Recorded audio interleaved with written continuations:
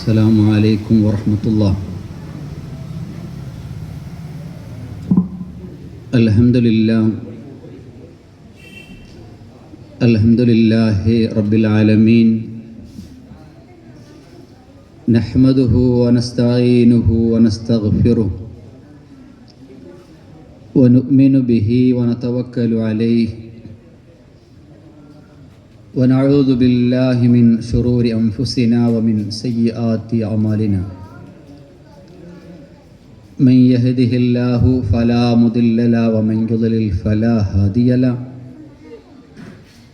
وأشهد أن لا إله إلا الله وحده لا شريك له، وأشهد أن محمدا عبده ورسوله أرسله بالهدى ودين الحق ليظهره على الدين كله ولو كره المشركون.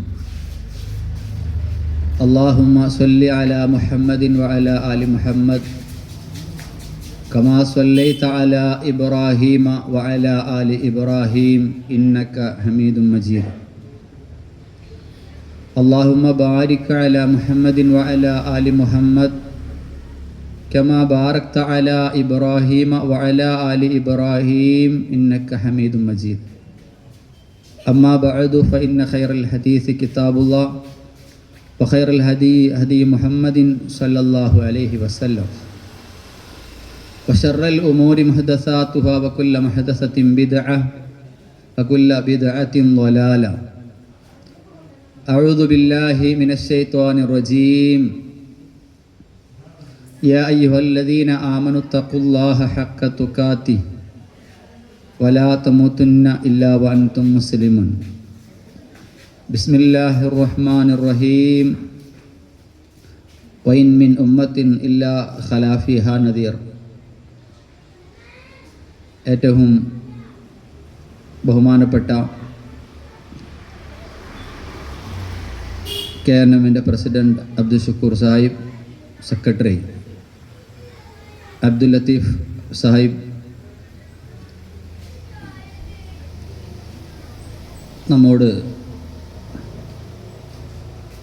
സൂഫിസത്തിൻ്റെ തരീക്കത്തിൻ്റെ അപകടങ്ങളെക്കുറിച്ച് കൃത്യമായി വിശദീകരിച്ചു തന്ന പണ്ഡിതൻ അനസ് മൗലവി, അടുത്തു നിന്നും അകലെ നിന്നും ഈ ശബ്ദം ശ്രവിക്കുന്ന സ്നേഹ സമ്പന്നരായ സഹോദരങ്ങളെ, സഹോദരിമാരെ,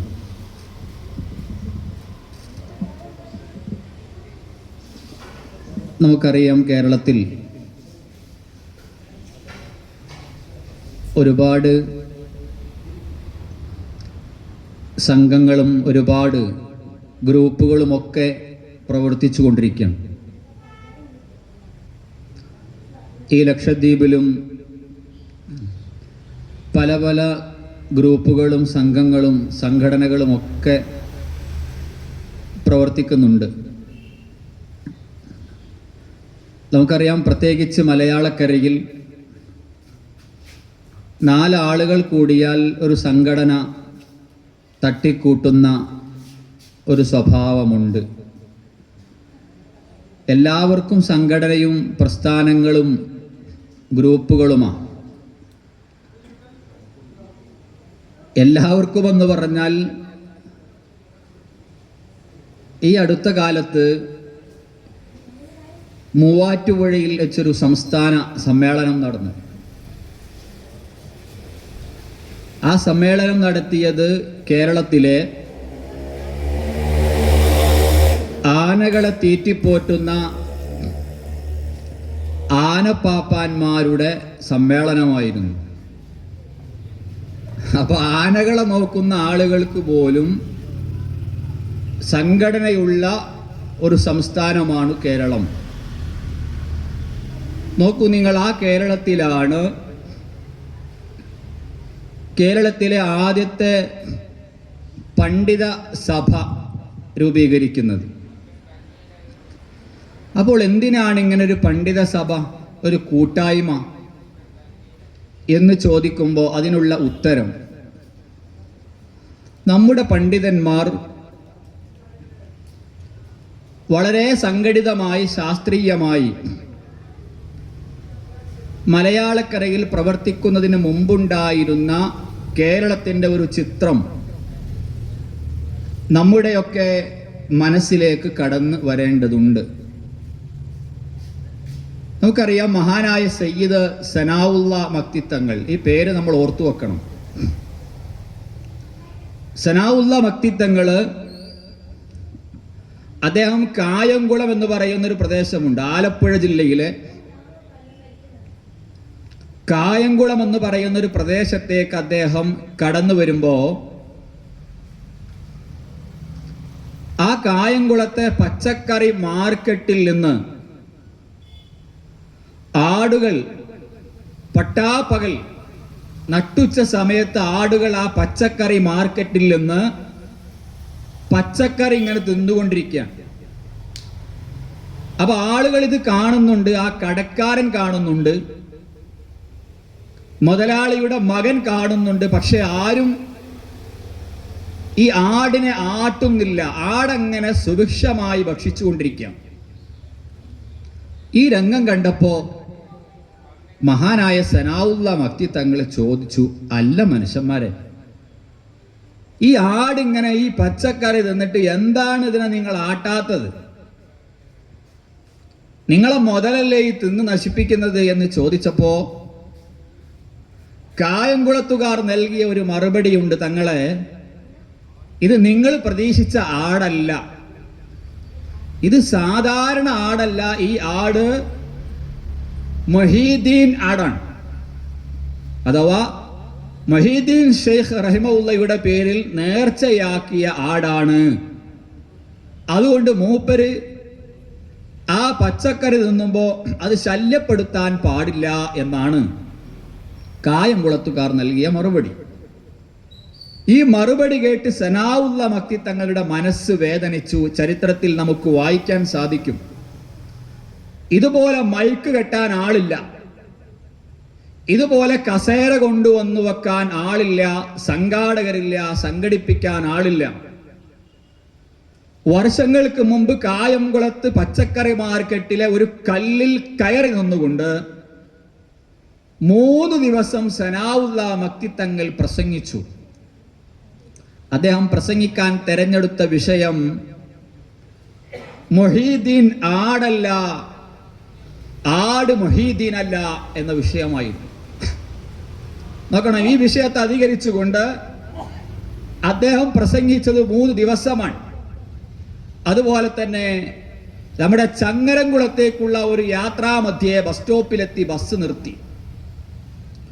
ഈ സമയത്ത് ബസ്സിലേക്ക് ഒരു ആട് ഓടിക്കയറി. ഈ സമയത്ത് ബസ്സിലുള്ള ആളുകളെല്ലാവരും ബഹുമാനപൂർവ്വം എഴുന്നേറ്റ് നിൽക്കുകയാണ്. തങ്ങൾ ചോദിച്ചു, അല്ല തങ്ങളെ, ഈ തങ്ങൾ ചോദിച്ചു, അല്ല മനുഷ്യന്മാരെ, നിങ്ങൾ എന്താണ് ഈ ആട് ബസ് കയറിയപ്പോൾ എല്ലാവരും ആദരപൂർവ്വം എഴുന്നേറ്റ് നിന്നത്? അപ്പൊ സനാഉള്ള മക്തി തങ്ങൾക്ക് അവർ കൊടുത്ത മറുപടി, തങ്ങളെ, ഈ ആട് മൊഹീദ്ദീൻ ആടാണ്, അതുകൊണ്ട് മൊഹീദ്ദീൻ ഷെയ്ഖിന്റെ പേരിൽ നേർച്ചാക്കിയ ആട് ബസ് കയറുമ്പോ മൂപ്പര് നിൽക്കുകയാണല്ലോ, മൂപ്പരിങ്ങനെ നിൽക്കുമ്പോൾ നമ്മൾ എങ്ങനെയാണ് ഇരിക്കുക എന്നാണ് ആ ബസ്സിലുള്ള ആളുകൾ ചോദിച്ചത്. നമ്മൾ ആലോചിക്കണം. ഇത്തരത്തിലുള്ള അന്ധവിശ്വാസങ്ങളും അനാചാരങ്ങളുമായി കടന്നുപോയെന്ന് മാത്രമല്ല, നമ്മുടെ മുൻഗാമികളുടെ അവസ്ഥ നമ്മൾ പഠിക്കണം. എത്രത്തോളം എന്ന് വെച്ചാൽ, ശുദ്ധ മലയാളം പറയാൻ പാടില്ല എന്ന് വിശ്വസിച്ചൊരു കാലഘട്ടം ഉണ്ടായിരുന്നു. എങ്ങനെ? പാണക്കാട് പൂക്കോയത്തങ്ങൾ ഒപ്പ് എന്നൊരാൾ പറഞ്ഞാൽ അത് ശുദ്ധ മലയാളമാണ്, അങ്ങനെ പറയാൻ പാടില്ല. നേരെ മറിച്ച് എങ്ങനെ പറയണം? പാണക്കാട് പൂക്കോയത്തങ്ങൾ ഒപ്പ് എന്ന് പറയണം. അപ്പൊ പ എന്നുള്ളത് ശുദ്ധമായി അത് ഭാഷയിൽ ഉച്ചരിച്ചാൽ, അങ്ങനെ പറഞ്ഞാൽ നമ്മൾ കുറ്റക്കാരാകുമെന്ന് ഇതുപോലെ മൈക്കുകെട്ടി പ്രസംഗിച്ചൊരു കാലഘട്ടം ഇന്നലകളിൽ മലയാളക്കരയിൽ കഴിഞ്ഞു പോയിട്ടുണ്ട്. അതുപോലെ തന്നെ ഭർത്താക്കന്മാരുടെ പേര് പറഞ്ഞാൽ ത്വലാഖാകുമെന്ന് വിശ്വസിച്ച ആളുകൾ ഇന്നലകളിൽ കഴിഞ്ഞു പോയിട്ടുണ്ടായിരുന്നു. നമ്മളറിയണം, ഭർത്താവിൻ്റെ പേര്, പണ്ട് കരയിലൊരു പെണ്ണിന് മണി ഓർഡർ വന്നു. പോസ്റ്റ്മാൻ വന്നിട്ട് ചോദിച്ചു, അല്ല നിങ്ങളുടെ ഭർത്താവിൻ്റെ പേരെന്താണ്? പെണ്ണ് പറഞ്ഞു, ഭർത്താവിന്റെ പേര് പെണ്ണ് പറയുന്നില്ല. അപ്പൊ ഈ മണി ഓർഡർ കൊണ്ടുവന്ന ആള് പറഞ്ഞു, നിങ്ങളുടെ ഭർത്താവിന്റെ പേര് പറയണം, പേര് എഴുതി ഒപ്പിടണം എന്നൊക്കെ പറഞ്ഞു. പേരെന്താ ചോദിക്കുമ്പോൾ പറയുന്നില്ല. അവസാനം ഈ പെണ്ണ് പറഞ്ഞത് 50 + 50 എത്രയാണ് കിട്ടുന്നത്? 100ആണ്. ആ 100ന്റെ കൂടെ ഒരു ദീനും കൂടി ചേർത്താൽ മതി. അപ്പൊ എന്താ പേര്? 100 ദീൻ. ആണുങ്ങള് ഇങ്ങനെയൊക്കെ ഉള്ള ഒരു കാലഘട്ടം ഇന്നലകളിൽ കഴിഞ്ഞു പോയപ്പോഴാണ് കേരളത്തിൽ ആദ്യമായി ഒരു കൂട്ടായ്മ പണ്ഡിത സഭ രൂപീകരിക്കുന്നത്. അത് 924 ആ പണ്ഡിത സഭ രൂപീകരിക്കുമ്പോൾ അതിൻ്റെ പേര് KJU എന്നാണ്. കേരള ജംഇയ്യത്തുൽ ഉലമ എന്ന് പറയുന്ന പണ്ഡിതന്മാരുടെ ആധികാരിക സംഘടന. അത് ആലുവയിൽ വെച്ച് രൂപീകരിക്കുമ്പോൾ കേരള ജംഇയ്യത്തുൽ ഉലമ എന്ന് മാത്രമല്ല അതിൻ്റെ പേര്, ബ്രാക്കറ്റിൽ ഒന്നുകൂടി കൊടുത്തിട്ടുണ്ട്, അഹ്ലുസുന്നത്തി വൽ ജമാഅ എന്ന്. ഇവിടെ നേരത്തെ പണ്ഡിതൻ വിശദീകരിച്ചു. അതായത് യഥാർത്ഥ അഹ്ലുസുന്ന വൽ ജമാഅയിലേക്കാണ് കേരളത്തിൽ ആ കാലഘട്ടത്തിൽ തന്നെ പണ്ഡിതന്മാർ ആ കൂട്ടായ്മക്ക് പേര് നൽകിയപ്പോൾ അത്രയും കൃത്യമായി കാര്യങ്ങൾ സൂക്ഷിച്ചിട്ടുണ്ട്. അപ്പോൾ ഈ ആദർശം ഖുർആനിലേക്കും സുന്നത്തിലേക്കും ജനങ്ങളെ ക്ഷണിച്ചുകൊണ്ടാണ്, യഥാർത്ഥ അഹ്ലുസുന്നയിലേക്ക് ആളുകളെ ക്ഷണിച്ചുകൊണ്ടാണ് ആ സംഘം മുന്നോട്ട് പോയത്. ലാ ഇലാഹ ഇല്ലല്ലാഹിലേക്ക്, തൗഹീദിന്റെ ശുദ്ധമായ അടിത്തറയിലേക്കാണ് ആ സംഘം ജനങ്ങളെ ക്ഷണിച്ചത്. ഇവിടെ ലാ ഇലാഹ ഇല്ലല്ലാഹ് എന്ന് പറഞ്ഞാൽ പലപ്പോഴും തെറ്റിദ്ധരിക്കാറുണ്ട്. നിങ്ങൾ ലാ ഇലാഹ ഇല്ലല്ലാഹ് അംഗീകരിക്കണം എന്ന് നിരന്തരമായി നമ്മൾ പറയുമ്പോൾ ആളുകൾ പറയും, ഞങ്ങൾ അല്ലാഹു ഉണ്ട് എന്ന് വിശ്വസിക്കുന്നുണ്ട്, ഞങ്ങൾ പ്രപഞ്ചത്തിനൊരു നാഥനുണ്ട് എന്ന് വിശ്വസിക്കുന്നുണ്ട്. എന്നാൽ നമ്മൾ മനസ്സിലാക്കണം, ഈ വിശ്വാസം ലോകത്ത് കഴിഞ്ഞുപോയ എല്ലാ ജനപദങ്ങളിലും ഉണ്ടായിട്ടുണ്ട്. നമുക്കറിയാം, ആഫ്രിക്കൻ വനാന്തരങ്ങളിൽ ജീവിക്കുന്ന വനവാസി, ആ വനവാസിയോട് ആരാണ് നിന്നെ സൃഷ്ടിച്ചതെന്ന് ചോദിക്കുമ്പോൾ ആഫ്രിക്കൻ വനവാസി നൽകുന്ന ഒരു മറുപടിയുണ്ട്, എന്നെ സൃഷ്ടിച്ചത് ഒങ്കുലുവാൻ. എന്താ ഒങ്കുലു എന്ന് പറഞ്ഞാൽ? ആഫ്രിക്കൻ വനവാസി ദൈവത്തെ സൃഷ്ടാവിനെ വിളിക്കുന്ന പേരതാണ്. മാത്രമല്ല ഓസ്ട്രേലിയൻ കിരാതവർഗങ്ങൾ അവർ ദൈവത്തെ പടച്ചവനെ വിളിക്കുന്ന പേര് അട്നാട്ടു എന്നാണ്. അതുപോലെ തന്നെ ഇന്ത്യയിലെ പുരാതന ചരിത്രം പരിശോധിക്കുമ്പോൾ നമുക്കറിയാം, മോഹൻജദാരോ ഹാരപ്പ സംസ്കൃതിയിൽ ജീവിച്ച മനുഷ്യൻ, അവരൊക്കെ ദൈവവിശ്വാസികളായിരുന്നു. അവരൊക്കെ ഏകനായൊരു സൃഷ്ടാവുണ്ടായിരുന്നു.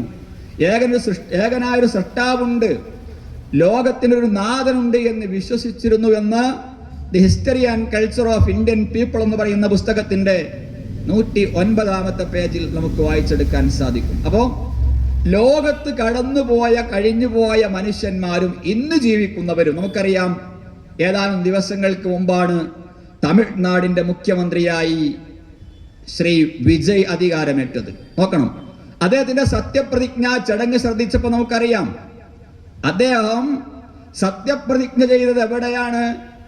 ഏതെങ്കിലും വിഗ്രഹങ്ങളെ വിളിച്ചുകൊണ്ടല്ല. നേരെ മറിച്ച് അദ്ദേഹം പറഞ്ഞ വാചകം, ആണ്ടവനിൽ ആണയിട്ടുകൊണ്ട് ഞാൻ സത്യപ്രതിജ്ഞ ചെയ്യുന്നു എന്നാണ്. അപ്പൊ എന്താ? മുസ്ലിം അല്ലാത്ത, സത്യവിശ്വാസിയല്ലാത്ത, മുഅ്മിനല്ലാത്ത ആ മനുഷ്യനും ഏകനായ ഒരു സൃഷ്ടാവിനെ അംഗീകരിക്കുന്നു. എന്തിനേറെ പറയുന്നു, കേരളത്തിന്റെ നമ്മളെല്ലാവരും ബഹുമാനപൂർവ്വം ആദരിച്ചിരുന്ന ഇടതുപക്ഷ ജനാധിപത്യ മുന്നണിയുടെ മുഖ്യമന്ത്രിയായിരുന്ന സഖാവ് E.K. നായനാർ, അദ്ദേഹത്തെ വളരെ രസികനാണ്, സരസമായി കാര്യം പറയുന്ന ആളാണ്. മാത്രമല്ല വലിയ നിരീശ്വരവാദത്തിന്റെയും യുക്തിവാദത്തിന്റെയും കമ്മ്യൂണിസത്തിന്റെയും നേതാവായി, വക്താവായി മലയാള മണ്ണിൽ അറിയപ്പെട്ട E.K. നായനാർ, അദ്ദേഹം ഒരു വലിയ ആരോപണത്തിൽപ്പെട്ട സമയത്ത് നമുക്കറിയാമല്ലോ, മീഡിയക്കാര് തിരിച്ചും മറിച്ചും അദ്ദേഹത്തെ ഒരുപാട് ക്വസ്റ്റ്യൻ ചെയ്തു, അദ്ദേഹത്തെ ചോദ്യം ചെയ്തു വേദനിപ്പിച്ചു. ഈ സമയത്ത് സഹികെട്ടിട്ട് അവസാനം നായനാര് പറഞ്ഞു, നിങ്ങളിങ്ങനെ ഒരു മനുഷ്യനായിട്ട് കുത്തുമ്പോ, ഒരു മനുഷ്യനായിട്ട് വേദനിപ്പിക്കുമ്പോൾ നിങ്ങൾ മനസ്സിലാക്കണം, ഇതൊക്കെ കേൾക്കുന്ന അറിയുന്ന ഒരാള് മുകളിലുണ്ട് എന്ന ഒരു ബോധം നിങ്ങൾക്ക് വേണട്ടോ. ആരാ പറഞ്ഞത്?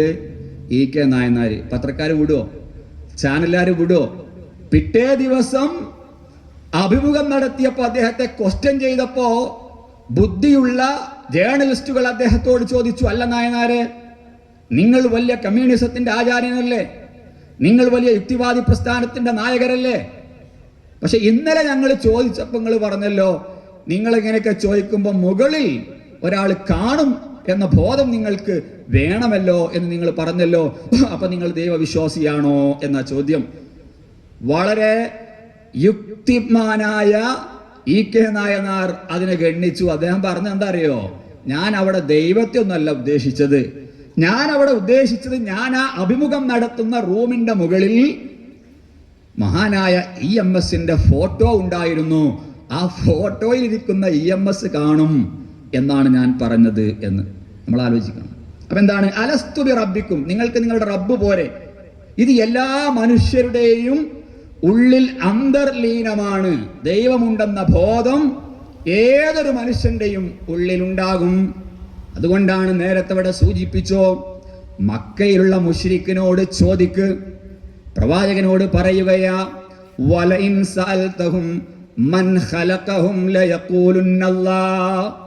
മക്കയിലുള്ള 1-ാം നമ്പർ മുശ്രിക്ക് നോക്കണം, ആ മുശ്രിക്കിനോട് ചോദിക്ക്, ആരാണ് നിന്നെ സൃഷ്ടിച്ചതെന്ന്. ഈ സമയത്ത് മുശ്രിക്ക് നൽകുന്ന മറുപടി എന്താണ്? ലയഖൂലുന്നല്ലാഹ്, അല്ലാഹയാണെന്നവൻ പറയുകയാണ്. നോക്കൂ, മക്കയിലുള്ള 1-ാം നമ്പർ മുശ്രിക്ക് പറയാൻ, ഈ ആകാശ ഭൂമണ്ഡലങ്ങളെ സൃഷ്ടിച്ചത്, ആകാശഗംഗയിലെ അനന്തകോടി നക്ഷത്രങ്ങളെ സംവിധാനിച്ചത് ആരാണോ? മുശ്രിക്കുകൾ പറയുന്നു ലയഖൂലുന്നല്ലാഹ്, അല്ലാഹയാണെന്നവർ പറയുന്നു. മാത്രമല്ല, വലഇൻ സഅൽതഹും മൻ നസ്സല മിനസ് സമാഇ മാഅൻ ഫഅഹ്യാ ബിഹിൽ അർള മിൻ ബഅദി മൗതിഹാ ലയഖൂലുന്നല്ലാഹ്. ആരാണ് വാനലോകത്തു നിന്ന് നിങ്ങൾക്ക് മഴ വർഷിപ്പിച്ചു തരുന്നത്? അത് മുഖേന നിർജീവമായ ഭൂമിയെ നിങ്ങൾക്ക് സജീവമാക്കി തന്നവൻ ആരാ? ഈ സമയത്ത് അവരുടെ മറുപടി എന്ത്? ലയഖൂലുന്നല്ലാഹ്, അല്ലാഹയാണെന്നവർ മറുപടി നൽകുകയാ. ആര്? മക്കയിലുള്ള മുശ്രിക്ക്. ഇത് നമ്മൾ മനസ്സിലാക്കണം. നമ്മൾ ഖുർആൻ എടുക്കണം. ഖുർആനിലെ 29-ാമത്തെ സൂറത്തുണ്ട്, സൂറത്തു അൻകബൂത്തിന്റെ 65-ാമത്തെ ഒരായത്തുണ്ട്. ആ ആയത്തിലൂടെ അല്ലാഹു സുബ്ഹാനഹു വ തആല പറയുന്ന കാര്യമുണ്ട്.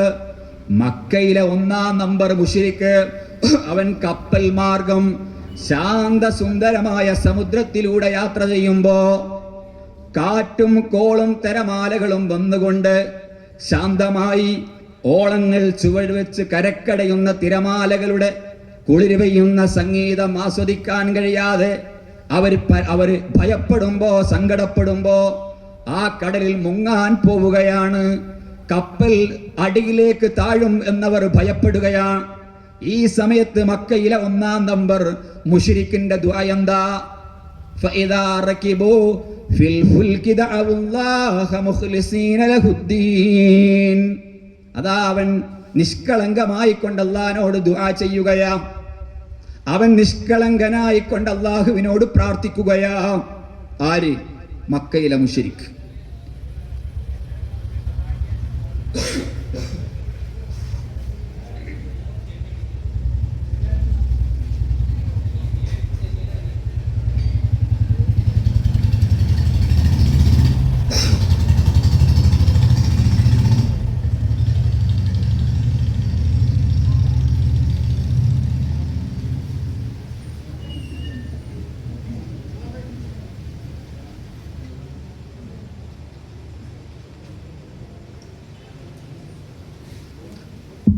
അപ്പൊ സഹോദരങ്ങളെ സൂചിപ്പിച്ചു വന്നത്, മക്കയിലുള്ള 1-ാം നമ്പർ മുശ്രിക്ക് ആകാശത്തെ സൃഷ്ടിച്ചത് അല്ലാഹയാണ് എന്ന് അവൻ വിശ്വസിക്കുക.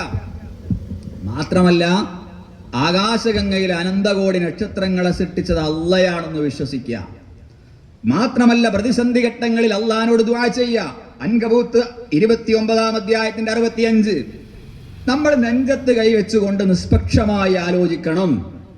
അല്ലാഹയാണ് ഏകനെന്ന് വിശ്വസിക്കുന്ന, അല്ലാഹയാണ് സൃഷ്ടാവെന്ന് വിശ്വസിക്കുന്ന, പ്രതിസന്ധി ഘട്ടങ്ങളിൽ അവനോട് ദുആ ചെയ്ത, ആ സമൂഹത്തിലേക്ക് പിന്നെ എന്തിനാണ് പ്രവാചകൻ കടന്നു വന്നത്? എന്താണ് അവർക്ക് പറ്റിയ കുഴപ്പം? ഖുർആൻ പറയുന്നുണ്ട്, ഫലമ്മാ നജ്ജാഹും ഇലൽ ബർരി ഇദാഹും യുശ്രികൂൻ. ശരിയാണ്, ആ വിഷമഘട്ടത്തിൽ അവർ അള്ളാഹുവോട് ദുആ ചെയ്തു, ശരിയാ. പക്ഷെ കരയിലേക്ക് രക്ഷപ്പെട്ട് കഴിഞ്ഞാൽ വീണ്ടും അതാ അവർ അള്ളാഹുവിൽ പങ്കു ചേർക്കുകയാണ്, അവർ അള്ളാഹുവിൽ ശിർക്ക് ചെയ്യുകയാണ്, ശിർക്ക് വെക്കുകയാണ്. പ്രിയപ്പെട്ടവരെ, നമ്മൾ ആലോചിക്കണം, വളരെ നിഷ്പക്ഷമായി ആത്മാർത്ഥമായി നമ്മൾ ആലോചിക്കണം. നമ്മൾ എന്തിനാണ് സലഫികൾ എന്ന് പറഞ്ഞുകൊണ്ട്, അതല്ലെങ്കിൽ മുജാഹിദുകൾ എന്ന് പറഞ്ഞുകൊണ്ട്, അഹ്ലുസുന്ന എന്ന് പറഞ്ഞുകൊണ്ട് നമ്മൾ വേറിട്ട് നിൽക്കാൻ കാരണം എന്താണ്? ഈ നാട്ടിലെ ഏതെങ്കിലും പണ്ഡിതന്മാരോട് നമുക്ക് വിരോധമുള്ളത് കൊണ്ടല്ല, നമ്മുടെ കുടുംബക്കാരോട് നമുക്ക് വിരോധമുള്ളത് കൊണ്ടല്ല, ഏതെങ്കിലും പള്ളി ജമാഅത്തുകാരോട് നമുക്ക് വിദ്വേഷമുള്ളത് കൊണ്ടല്ല. പക്ഷേ ഖുർആൻ പഠിപ്പിക്കുന്ന ആദർശത്തിനെതിരായി ചില ചുവടുവെപ്പുകൾ ഇവിടെ നടക്കുന്നുണ്ട്. നിങ്ങൾക്കറിയോ, ഞാൻ ആദ്യമായിട്ട് ഞങ്ങൾ ഇവിടെ വരുന്നത് 15 വർഷം മുമ്പാണ്. ആ 15 വർഷം മുമ്പ് ഞങ്ങൾ ഇവിടെ വരുമ്പോ ആ കപ്പലിൽ ജഅഫർ അസ്ഹരി എന്ന് പറയുന്ന ഒരു പണ്ഡിതനുണ്ടായിരുന്നു. നമുക്കറിയാം, കൈപ്പാമംഗലം തൃശ്ശൂരിലെ ജഅഫർ അസ്ഹരി എൻ്റെ സ്നേഹിതനാണ്, സുഹൃത്താണ്. അദ്ദേഹം അൽ അസ്ഹർ യൂണിവേഴ്സിറ്റിയിൽ പഠിച്ചൊരു പണ്ഡിതനാണ്. അദ്ദേഹവും അദ്ദേഹത്തിന്റെ സുഹൃത്തുക്കളുണ്ട്, അദ്ദേഹത്തിന്റെ വിദ്യാർത്ഥികളുണ്ട്, ഒരു 10-30 കുട്ടികളും അന്ന് ഷിപ്പിലുണ്ടായിരുന്നു. അപ്പൊ യാത്രാമധ്യേ ബഹുമാനനായ ശിഹാബ് സ്വലാഹി തൊടുപുഴ ഞാനുണ്ട്. ഞങ്ങളെ കണ്ടപ്പോ ഇവർക്ക് വാദപ്രതിവാദം നടത്തിയേ മതിയാവുള്ളൂ. അപ്പൊ 2-3 മുസ്ലിയാർ കുട്ടികൾ, ചെറിയ ഉസ്താദ് കുട്ടികൾ വന്നിട്ട് ഞങ്ങളോട് പറഞ്ഞു, നിങ്ങൾ ഒരു സംവാദത്തിന് തയ്യാറാവണം, നിങ്ങൾ വഹാബികളല്ലേ എന്ന് ചോദിച്ചു, നിങ്ങളൊരു ചർച്ചയ്ക്ക് തയ്യാറാവണം ഷിപ്പിൽ വെച്ചിട്ട്. അത് അപ്പൊ ശരി, ഞങ്ങൾ എന്ത് ചെയ്യാം, നമുക്ക് സംസാരിക്കാം, പക്ഷെ നിങ്ങളോട് സംസാരിക്കാമല്ല, നമുക്ക് ഉസ്താദുമായിട്ട് വേണമെങ്കിൽ എന്ത് ചെയ്യാം, ഉസ്താദ് ഞങ്ങളും വേണമെങ്കിൽ പരസ്പരം ഇരുന്ന് സംസാരിക്കാം, നിങ്ങൾ ചെറിയ പഠിക്കുന്ന കുട്ടികളല്ലേ എന്ന് പറഞ്ഞു, ഞങ്ങൾ ഒഴിവാക്കാൻ വേണ്ടി. പക്ഷെ ഇവർ വിടുന്ന പാകല്ല. അങ്ങനെ ഈ ജാഫരി ഉസ്താദുമായിട്ട് ഞങ്ങൾ എന്ത് ചെയ്തു, ഇരുന്നു, സംസാരിച്ചു, കുറെ കാര്യങ്ങൾ പറഞ്ഞു. അപ്പൊ ഇദ്ദേഹം ഒരുപാട് ന്യായീകരിക്കണം, ഒരുപാട് വിശദീകരിച്ച് അങ്ങോട്ടും ഇങ്ങോട്ടും ഒരുപാട് ഇസ്തിലാഹിയായ ചർച്ചകളും ഒരുപാട് കാര്യങ്ങൾ പറഞ്ഞുകൊണ്ടിരിക്കുകയാണ്. അപ്പൊ ഞാൻ പറഞ്ഞു, അസ്ഹരി ഉസ്താദ്, നമ്മൾ അധികം ഒന്നും തർക്കിക്കേണ്ട ആവശ്യമല്ല.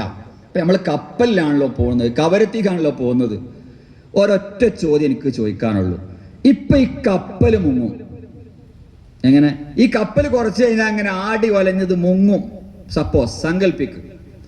അങ്ങനെയാണെങ്കിൽ എന്റെ ചോദ്യം, ഈ കപ്പൽ മുങ്ങാൻ പോകുമ്പോ നമ്മൾ ശൈഖ് മുഹീദ്ദീൻ അബ്ദുൽ ഖാദിർ ജീലാനിയോടാണോ അള്ളാനോടാണോ ദുആ ചെയ്യേണ്ടത് എന്നൊരു ചോദ്യം ഞാൻ ചോദിച്ചു അദ്ദേഹത്തോട്. അപ്പൊ അദ്ദേഹം പറഞ്ഞു, അതെനിക്ക് പെട്ടെന്ന് ഉത്തരം പറയാൻ സാധ്യമല്ല. അപ്പൊ ഞാൻ പറഞ്ഞു, മർക്കസു സഖാഫത്ത് സുന്നിയയിൽ നിന്ന് ബിരുദമെടുത്ത് ഈജിപ്തിലെ പ്രമുഖ യൂണിവേഴ്സിറ്റിയിൽ നിന്ന് ബിരുദാനന്തര ബിരുദമെടുത്ത താങ്കൾക്ക് അതിന് ഉത്തരം പറയാൻ പ്രയാസമുണ്ടെങ്കിൽ മക്കയിലുള്ള മുശ്രിക്കിന് പ്രയാസമുണ്ടാവൂല. മക്കയിലുള്ള 1-ാം നമ്പർ മുശ്രിക്കിനോടാണ് ഞാൻ ഈ ചോദ്യം ചോദിച്ചെങ്കിൽ അവൻ ചിന്തിക്കാതെ മറുപടി പറയും. എന്താ പറയാ, അള്ളാഹിനോട് എന്നെ ദുആ ചെയ്യേണ്ടത്. പക്ഷെ ഉസ്താദ്, നിങ്ങൾക്ക് ചിന്തിക്കണമല്ലോ, നിങ്ങൾക്ക് പെട്ടെന്ന് മറുപടി പറയാൻ കഴിയില്ലല്ലോ, അതുതന്നെയാണ് നിങ്ങളുടെ അബദ്ധം എന്ന് പറഞ്ഞു. പിന്നെ അദ്ദേഹത്തിന് മിണ്ടാട്ടല്ല, പിന്നെ വാദപ്രതിവാദം വേണ്ട, ചർച്ചയും വേണ്ട. നമ്മൾ ആലോചിച്ച് നോക്കണം. അപ്പൊ ഇവർക്ക് ഇത് അറിയാത്തത് കൊണ്ടാണോ അറിഞ്ഞിട്ടും നടിക്കുകയാണോ എന്ന് നമുക്കറിയില്ല. പ്രിയപ്പെട്ടവരെ, ഇത് നിസ്സാരമായ കാര്യമല്ല. നമ്മൾ ഇയ്യാക നഅ്ബുദു വ ഇയ്യാക നസ്തഈൻ എന്ന് പറയുന്നു, അല്ലേ? എന്നിട്ട് എന്ത് ചെയ്യാണ്, അല്ലാഹുവോട് ദുആ ചെയ്യാം. ഇപ്പൊ കഴിഞ്ഞ വ്യാഴാഴ്ച മഗ്‌രിബ് നിസ്കാര ശേഷം ഞാനിതിലൂടെ ഇങ്ങനെ നടന്ന് നമ്മൾ ആ മൊഹീദ്ദീൻ പള്ളിന്റെ അവിടെ ചെന്ന് ഇറങ്ങി. മഗ്‌രിബ് നിസ്കാരത്തിന് ശേഷമാണ്. അപ്പൊ ഒരു 56-57 വയസ്സുള്ള ഒരു മനുഷ്യൻ ഇങ്ങനെ നിൽക്കുകയാണ്, കൈ പൊക്കിയിട്ട് ആ മനുഷ്യൻ നിൽക്കുകയാണ്. എന്റെ സഹോദരങ്ങൾ ചിന്തിക്കണം.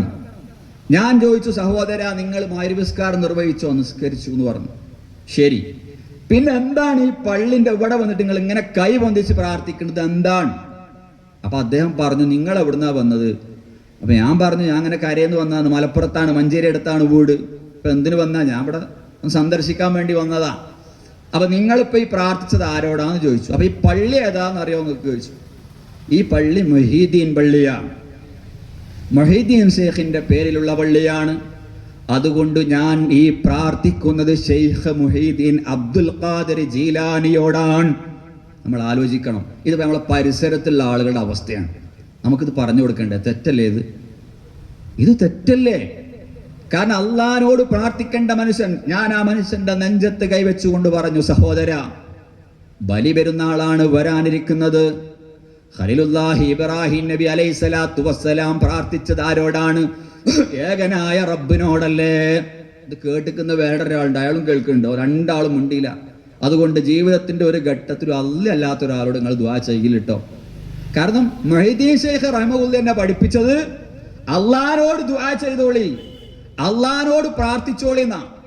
അതാണ് ഷെയ്ഖ് മുഹീദ്ദീൻ അബ്ദുൽ ഖാദിർ ജീലാനി പഠിപ്പിച്ചത് എന്നാ മനുഷ്യനോട് ഞാൻ പറഞ്ഞു കൊടുത്തു. അദ്ദേഹം തലയാട്ടി കേട്ടു. നമ്മൾ ആലോചിച്ച് നോക്കണം, ഇങ്ങനെ ആയിരക്കണക്കിന് മനുഷ്യന്മാര് അല്ലേ. അപ്പൊ ഇത് പറഞ്ഞാൽ പറയും എന്ത്? കണ്ടോ, അവര് ഷെയ്ഖ് മുഹീദ്ദീൻ അബ്ദുൽ ഖാദിർ ജീലാനിയെ കുറ്റം പറയാൻ. നമ്മൾ കുറ്റം പറഞ്ഞിട്ടില്ല. കാരണം ഷെയ്ഖ് മുഹീദ്ദീൻ അബ്ദുൽ ഖാദിർ ജീലാനി ചോദിക്കുന്ന ചോദ്യമുണ്ട്, കൈഫ തഖൂലു ലാ ഇലാഹ ഇല്ലല്ലാഹ്, മോനെ നീ എങ്ങനെ ലാ ഇലാഹ ഇല്ലല്ലാഹ് പറയുമടാ? വഫീ ഖൽബിക കം ഇലാഹ്, നിന്റെയൊക്കെ മനസ്സിൽ എത്രയെത്ര ആരാധ്യന്മാരാണടാ. എന്നിട്ട് ഷെയ്ഖ് മുഹീദ്ദീൻ അബ്ദുൽ ഖാദിർ ജീലാനി പറയാൻ, അല്ലാഹു അല്ലാത്ത ആരിലേക്ക് നീ അടുക്കുന്നുണ്ടോ? അവരെ നീ ആരാധിക്കുകയാണ്. നീ ദുആ ചെയ്യുന്നുണ്ടോ? അവരെ നീ ആരാധിക്കുകയാണെന്ന് ഷെയ്ഖ് മുഹീദ്ദീൻ അബ്ദുൽ ഖാദിർ ജീലാനി പഠിപ്പിച്ചിട്ടുണ്ട്.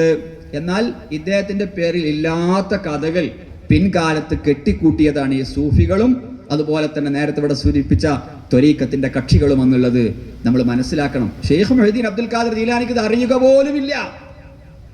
അദ്ദേഹം ഇത് പറഞ്ഞിട്ടില്ല, പഠിപ്പിച്ചിട്ടില്ല. പിന്നെന്താണ്? അദ്ദേഹത്തിന്റെ കറാമത്ത് പറഞ്ഞുണ്ടാക്കിയതാ. എന്താണ് അദ്ദേഹത്തിന്റെ കറാമത്ത് പറയുന്നത്? എന്താ അറിയോ നിങ്ങള്? ഷെയ്ഖ് മുഹീദ്ദീൻ അബ്ദുൽ ഖാദിർ ജീലാനിയുടെ കൊടിയുടെ പ്രത്യേകത പറയുന്നുണ്ട്. എന്താ? ആകാശത്തിന്മേലെ ഭൂമിക്ക് താഴെയും അവരുടെ കൊടിനീളം അത്തീരെയുള്ളോവർ.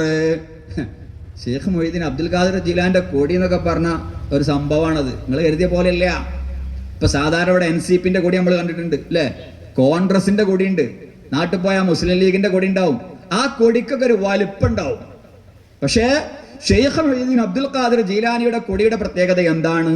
അത് ആകാശത്തിന്മേലെ ഭൂമിക്ക് താഴെയും അവരുടെ കൊടിനീളം അത്തിരെയുള്ളോവർ. ഓവർ അവസാനം ഉണ്ട് എന്ത്? സംഗതി ഇത് ഓവറാണ് കേട്ടോ അല്ലേ. ഈ ഭരണക്ക് എന്താണ്? ഇത് ശരിയല്ല, അത് ഓവറാണ്. ആ പാട്ടിന്റെ അവസാനത്ത് തന്നെ ഉണ്ടത്. പക്ഷേ ഇത് നമ്മൾ പറഞ്ഞപ്പോ, അല്ല ഉസ്താദുമാരെ, നിങ്ങൾ ഇങ്ങനെ പറയുമ്പോ ഇത്ര വലിയ കൊടി ഉണ്ടാക്കണമെങ്കിൽ എന്തു വേണം? അതിന് ശീലമാണല്ലോ അല്ലേ, വെറുതെ ഉണ്ടാക്കാൻ പറ്റൂലല്ലോ. അപ്പൊ ഈ ശീലം എവിടുന്നാണ് ഉസ്താദുമാരെ നിങ്ങൾ വാങ്ങിയത്? എവിടുന്നാണ് വാങ്ങാൻ കഴിയാന്ന് ചോദിച്ചു. അപ്പൊ ഇതിന് മറുപടി ഇല്ല എന്നാണ് നമ്മൾ വിചാരിച്ച്. പക്ഷെ മറുപടി ഉണ്ട്. എന്താ മറുപടി എന്നറിയോ? അള്ളാന്റെ ഖുർആനിലില്ലേ എന്ത്? വഅതസിമൂ ബിഹബ്ലില്ലാഹി ജമീഅ, നിങ്ങൾ അള്ളാന്റെ കയറ് മുറുകെ പിടിക്കണമെന്ന് ഖുർആനിലില്ലേ? അപ്പൊ ഉണ്ട്, ശരിയാ. ആ കയറ് എവിടെ നിന്നാണോ വാങ്ങാൻ കിട്ടുക, ആ കയറ് വാങ്ങാൻ കഴിയുന്ന കടയുടെ ഇപ്പുറത്തെ കടയിൽ നിന്ന് ഈ ശീലയും വാങ്ങാൻ കിട്ടും. മറുപടിയാണ്. നിങ്ങൾ ആലോചിച്ച് നോക്കി.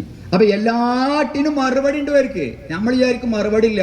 എന്തു പറഞ്ഞാലും മുസ്ലിയാക്കന്മാര് മറുപടി പറയും അല്ലേ. ഇടയ്ക്ക് പറഞ്ഞു എന്ത്?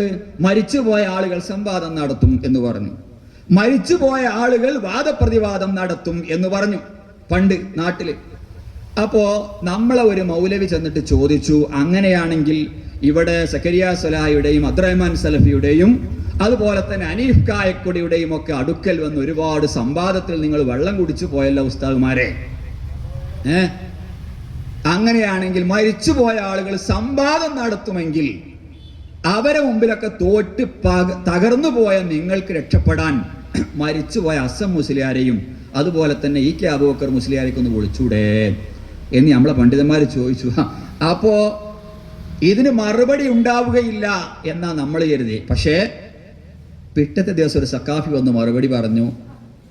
മുസ്ലിയാർ വേണമെങ്കിൽ വാദപ്രതിവാദത്തിന് വിളിച്ചാൽ വരും ചെയ്യും, വാദപ്രതിവാദം നടത്തും ചെയ്യും. പക്ഷേ നിങ്ങൾ ഈ ചെറിയ മുറിച്ചുത്തികളോട് സംവാദം നടത്താൻ ഞങ്ങൾ തന്നെ മതി. നമ്മൾ ആലോചിച്ച് നോക്കണം, വേറെ മറുപടിയാണ്. അപ്പൊ നമ്മൾ ഇവിടെ മനസ്സിലാക്കേണ്ടത് എന്താണ്? ഷെയ്ഖ് മൊയ്തീൻ അബ്ദുൽ ഖാദർ ജീലാനിയുടെ പേരിൽ ഇല്ലാത്ത കെട്ടുകഥകൾ പറഞ്ഞുണ്ടാക്കി ആ ഷെയ്ഖിന്റെ പേരിൽ ദുആ ചെയ്യുന്ന ആളുകൾ, ഇത് ശരിയല്ല എന്നാണ് നമ്മൾ പറയുന്നത്, അല്ലേ? യാ ഷെയ്ഖ് യാ മുഹീദ്ദീൻ അബ്ദുൽ ഖാദർ ജീലാനി, അല്ലേ? നിങ്ങൾ ആലോചിച്ച് നോക്കിയാണ്. അതെന്താണ്? ലൈറ്റ് ഓഫ് ആക്കി ആളുകൾ വിളിച്ചുകൊണ്ടിരിക്കുകയാണ്. ഇന്നും ഈ ലക്ഷദ്വീപിന്റെ പരിസര പ്രദേശങ്ങളിൽ നമ്മുടെ കുടുംബത്തിൽപ്പെട്ട ആളുകൾ അങ്ങനെ പ്രാർത്ഥിക്കുന്നുവെങ്കിൽ നമ്മൾ ആലോചിക്കണം, ഈ പോക്ക് ശിർക്കിലേക്കാണ്. ഇത് ശിർക്കിന്റെ വിളികളാണ്. അതുകൊണ്ടാണ് നമ്മൾ ഇവരോട് നിരന്തരമായി നിങ്ങൾ അങ്ങനെ ദുആ ചെയ്യരുത്. കാരണം എന്ത് പ്രതിസന്ധി ഘട്ടമുണ്ടായാലും നിങ്ങൾ അള്ളാഹിനോട് ദുആ ചെയ്യണേ, നിങ്ങൾ അള്ളാഹിനോട് ദുആ ചെയ്യണേ, പ്രാർത്ഥിക്കണേ. അപ്പൊ പറയും വിഷമമാണ്, സങ്കടമാണ്, വേദനയാണ്. അതുകൊണ്ടാണ് അബ്ദുൽ ഖാദർ ജീലാനിയോട് ചോദിക്കുന്നത്, അതുകൊണ്ടാണ് ബദരീങ്ങളോട് ചോദിക്കുന്നത്, അതുകൊണ്ടാണ് ഹുജറ പള്ളിയിൽ പോയി അവിടെ ദുആ ചെയ്യുന്നത്, അവിടെ സങ്കടം പറയുന്നത് എന്ന് പറയുമ്പോൾ നമ്മൾ ആലോചിക്കണം, പ്രവാചകന്മാരുടെ പാതയുണ്ട്, പ്രവാചകന്മാരുടെ മാർഗമുണ്ട്. ആ പ്രവാചകന്മാരാരോടാ ദുആ ചെയ്തത്? നമുക്കറിയാം, മഹാനായ യൂനുസ് നബി അലൈഹിസ്സലാമയുടെ പ്രാർത്ഥനയാരോടാണ്? യൂനുസ് നബി ദുആ ചെയ്യുന്നുണ്ട്. നോക്കണം, സമുദ്രത്തിലേക്ക് എടുത്തെറിയപ്പെട്ട യൂനുസ് നബി അലൈഹിസ്സലാം, അല്ലേ? ലാ ഇലാഹ ഇല്ലാ അൻത സുബ്ഹാനക ഇന്നി കുൻതു മിനൽ ളാലിമീൻ. പടച്ചോനെ, നീയല്ലാതെ ഒരാരാധ്യനില്ല, നീ പരിശുദ്ധനാണ് റബ്ബേ, ഞാൻ അക്രമികളിൽ പെട്ടുപോയി നാഥ. നോക്കണം, ആരുടെ പ്രാർത്ഥന ഇത്? ഇതാരുടെ ദുആയാണ്? യൂനുസ് നബിയുടെ പ്രാർത്ഥനയാണ്. റസൂലുള്ളാഹി സ്വല്ലല്ലാഹു അലൈഹി വസല്ലം പറഞ്ഞു, സഹോദരൻ പ്രവാചകൻ പ്രാർത്ഥിച്ച പ്രാർത്ഥന, യൂനുസ് നബി അലൈഹി സ്വലാത്തു വസ്സലാം പ്രാർത്ഥിച്ച പ്രാർത്ഥന, വിഷമഘട്ടങ്ങളിൽ നിങ്ങൾ പ്രാർത്ഥിക്കണേ എന്ന്. സഹോദരങ്ങളെ, സഹോദരിമാരെ, നമ്മുടെയൊക്കെ ജീവിതത്തിൽ ഒരുപാട് സങ്കടങ്ങൾ, ഒരുപാട് വ്യതകൾ, ഒരുപാട് വേദനകൾ നെഞ്ചിലേറ്റി കഴിഞ്ഞുകൂടുന്നവരാണ് നമ്മൾ. പക്ഷേ ആ ഘട്ടങ്ങളിൽ നമ്മൾ തളരാൻ പാടില്ല. നമ്മൾ എന്തു പ്രാർത്ഥിക്കണം? ചില ആളുകൾ പറയും, പിന്നെ അല്ല, ഒരു വിഷമുണ്ടായാൽ ചെല്ലേണ്ട പ്രത്യേകമായ ദിക്റുണ്ടോ, പ്രത്യേകമായ പ്രാർത്ഥന ഉണ്ടോ? അല്ലേ? പ്രവാചകൻ സല്ലല്ലാഹു അലൈഹി വസല്ലം പറയും, ഇത് പ്രാർത്ഥിച്ചാൽ മതി. ലാ ഇലാഹ ഇല്ലാ അൻത സുബ്ഹാനക ഇന്നി കുൻതു മിനൽ ളാലിമീൻ. യൂനുസ് നബിയുടെ പ്രാർത്ഥന പ്രാർത്ഥിക്കണേ. ജീവിതത്തിൽ വിഷമങ്ങളുണ്ട്, വേദനകളുണ്ട്, കുടുംബത്തിൽ സങ്കടമുണ്ട്, പ്രയാസമുണ്ട്, പുറത്തു പറയാൻ കഴിയാത്ത സങ്കടങ്ങൾ. ഉള്ളിലൊതുക്കി ജീവിക്കുന്ന സഹോദര, ഉള്ളിലൊതുക്കി ജീവിക്കുന്ന സഹോദരി, നീ സങ്കടപ്പെടണ്ട, നീ വിഷമിക്കണ്ട, നീ വേദനിക്കണ്ട. നീ ചൊല്ലിക്കോ, നീ പ്രാർത്ഥിച്ചോ, ലാ ഇലാഹ ഇല്ലാ അൻത സുബ്ഹാനക ഇന്നി കുൻതു മിനൽ ളാലിമീൻ. ഇത് നിരന്തരമായി നീ പ്രാർത്ഥിച്ചോ. നിന്റെ ജീവിതത്തിൽ കാർമേഘം കണക്കെ ഉരുണ്ടുകൂടിയ വിഷമങ്ങൾ, സങ്കടങ്ങൾ, അത് നീങ്ങിപ്പോകും എന്ന് പ്രവാചകൻ സല്ലല്ലാഹു അലൈഹി വസല്ലം നമുക്ക് പഠിപ്പിച്ചു തരികയാണ്. ഇതിലേക്കാണ് നമ്മൾ വിളിക്കണത്, ഇതിലേക്കാണ് ആളുകളെ വിളിക്കണത്. അപ്പൊ പറയുന്നത് ഇവര് മുഹ്യിദ്ദീൻ ഷേഖിനെ കുറ്റം പറയാൻ.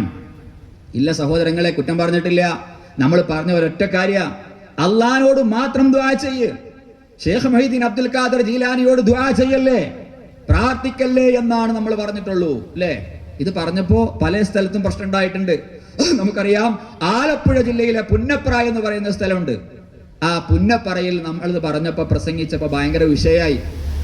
ആകെ ആളുകൾ കയറി വന്നു, സ്റ്റേജ് കയ്യേറി, അടിപിടിയായി, പോലീസ് സ്റ്റേഷനിലെത്തി, വിഷയം പ്രശ്നമായി. അപ്പോ പോലീസ് SI ഒരു അമുസ്ലിമാണ്, അദ്ദേഹം ഒരു മുസ്ലിം അല്ല. അപ്പൊ രണ്ടു കൂട്ടരെയും ഒളിപ്പിച്ചു, സുന്നികളെയും മുജാഹിദുകളെയും ഒളിപ്പിച്ചു. എന്നിട്ട് SI ചോദിച്ചു, എന്താണ് നിങ്ങൾക്കിടയിലെ പ്രശ്നം? അപ്പോ സുന്നികൾ പറഞ്ഞു, ഞങ്ങൾ വിളിച്ചു പ്രാർത്ഥിക്കുന്ന ഞങ്ങളുടെ മുഹ്യിദ്ദീൻ ഷെയ്ഖ് അബ്ദുൽ ഖാദർ ജീലാനിയെ ഇവർ കുറ്റം പറയുന്നുണ്ട്. മുഹ്യിദ്ദീൻ ഷെയ്ഖിനെ കുറ്റപ്പെടുത്താൻ, മുഹ്യിദ്ദീൻ ഷെയ്ഖിനെ ഒറ്റപ്പെടുത്താൻ, മുഹ്യിദ്ദീൻ ഷെയ്ഖിനെ മോശാക്കാൻ. അപ്പൊ ചോദിച്ചു, നിങ്ങൾ അങ്ങനെ ചെയ്യുന്നുണ്ടോ? അപ്പൊ മുജാഹിദ് പക്ഷത്തുള്ള ആളുകൾ പറഞ്ഞു, ഇല്ല, ഞങ്ങൾ അങ്ങനെ ചെയ്യണമെന്നില്ല. ഞങ്ങൾ പറഞ്ഞത് എന്താണ്? മുഹ്യിദ്ദീൻ ഷെയ്ഖിനോട് ദുആ ചെയ്യാൻ പാടില്ല, പ്രാർത്ഥിക്കാൻ പാടില്ല എന്ന് മാത്രമേ ഞങ്ങൾ പറഞ്ഞിട്ടുള്ളൂ. അങ്ങനെ രണ്ട് വിഭാഗവും തമ്മിൽ പോലീസ് സ്റ്റേഷനിൽ ഭയങ്കര പ്രശ്നം രൂക്ഷായി. ആ സമയത്ത് അവസാനം ഇത് രണ്ടു കൂട്ടരും ബഹളം വെച്ചപ്പോ എസ് ഐ മുസ്ലിമാണ്, ഹിന്ദുവാ സഹോദരനാണ്, അയാൾക്ക് ഇതൊന്നും മനസ്സിലാവണില്ല. അവസാനം ഭ്രാന്തായി ദേഷ്യം പിടിച്ചിട്ട് അദ്ദേഹം പറഞ്ഞു, ഉണ്ടായിരിക്കും, എല്ലാവരും സൈലന്റ് ആയിരിക്കും, എനിക്കൊരു കാര്യം പറയാനുണ്ട്, നിങ്ങൾ ആ മനുഷ്യനെ അങ്ങോട്ട് വിളിച്ചുകൊണ്ടിരിക്കുന്നു പറഞ്ഞു. ആരെ? ഈ ഷെയ്ഖ് മൊയ്തീൻ അബ്ദുൽ ഖാദർ ജീലാനി ഒന്ന് വിളിക്കി, അദ്ദേഹത്തെയും കൂടി വിളിച്ച് നമുക്ക് ഈ പ്രശ്നം സോൾവ് ചെയ്യാതെ പോലീസുകാരും എസ് ഐ പറഞ്ഞു. ആ സമയത്ത് ഇവരാകെ തല താഴ്ത്തി. ഇവർ പറഞ്ഞു, പിന്നെ സാറേ അദ്ദേഹം വിളിച്ചാ വരൂല, വിളിച്ചാൽ അങ്ങനെ വിളി കേൾക്കൂല. എന്താ കാരണം? അപ്പൊ പറഞ്ഞു, അദ്ദേഹം മരിച്ചു പോയ ഒരാളാണ്. എന്ന് മരിച്ചത്? കുറേ വർഷങ്ങൾക്ക് മുമ്പ് മരിച്ചതാ. അപ്പൊ നമ്മളെ പ്രവർത്തകർ പറഞ്ഞു, സാറേ ഇപ്പൊ ഇവർ ഈ പറഞ്ഞ കാര്യം തന്നെയാണ് ഞങ്ങൾ പറഞ്ഞത്. എന്ത്? ഇദ്ദേഹം മരിച്ചുപോയ ആളാണ്, ഇദ്ദേഹത്തെ വിളിച്ചാ വരൂല, കേൾക്കൂല. ഇപ്പൊ ഇവര് പറഞ്ഞ ഇതേ കാര്യമാണ് സ്റ്റേജിൽ ഞങ്ങൾ പറഞ്ഞത്. ആര് പറഞ്ഞ്? നമ്മളെ പ്രവർത്തകര് പറഞ്ഞപ്പോ അപ്പൊ എസ് ഇങ്ങനെ താടിക്ക് കൈ എടുത്തുകൊണ്ട് പറഞ്ഞു, അല്ല അപ്പൊ ഇവര് പറഞ്ഞാണല്ലോ ശരി, ഇതാണല്ലോ ശരി. അപ്പൊ മരിച്ചുപോയ ആളുകൾ വരൂലല്ലോ, കേൾക്കൂലല്ലോ. നിങ്ങൾ എന്ത് വിടുത്ത മനുഷ്യന്മാരെ ഇത് പറയണമെന്ന് ചോദിച്ചിട്ട് അവസാനം വരെ എന്ത് ചെയ്തു? സ്റ്റേഷനിൽ ഇറങ്ങി പോവാണ് ചെയ്തത്. നോക്കൂ നിങ്ങൾ, ഏത് പോലീസുകാർക്ക് മനസ്സിലാവുന്നു? ഏത് പോലീസുകാരന് മനസ്സിലാവുന്ന ലളിതമായ ഒരു ആദർശമാണ് നമ്മൾ പറയണത്. അള്ളാഹനെ ആരാധിക്കണം, അള്ളാഹിനോട് ദുആ ചെയ്യണം. അപ്പൊ പറയും ഇവര് ഔലിയാക്കളെ കുറ്റം പറയാൻ. കണ്ടോ, ഇവര് ഔലിയാക്കളെ കുറ്റം പറയുന്ന ആളുകളാണ്. നമ്മൾ പറഞ്ഞിട്ടില്ല ഔലിയാക്കളെ കുറ്റം പറയാൻ പാടില്ല. കാരണം എന്താണ്? അലാ ഇന്ന ഔലിയാ അല്ലാഹി ലാ ഖൗഫുൻ അലൈഹിം വലാ ഹും യഹ്സനൂൻ. അള്ളാന്റെ ഔലിയാക്കള് അവർ വിഷമിക്കേണ്ടതില്ല, അവർ സങ്കടപ്പെടേണ്ടതില്ല. അവരാരാണ്?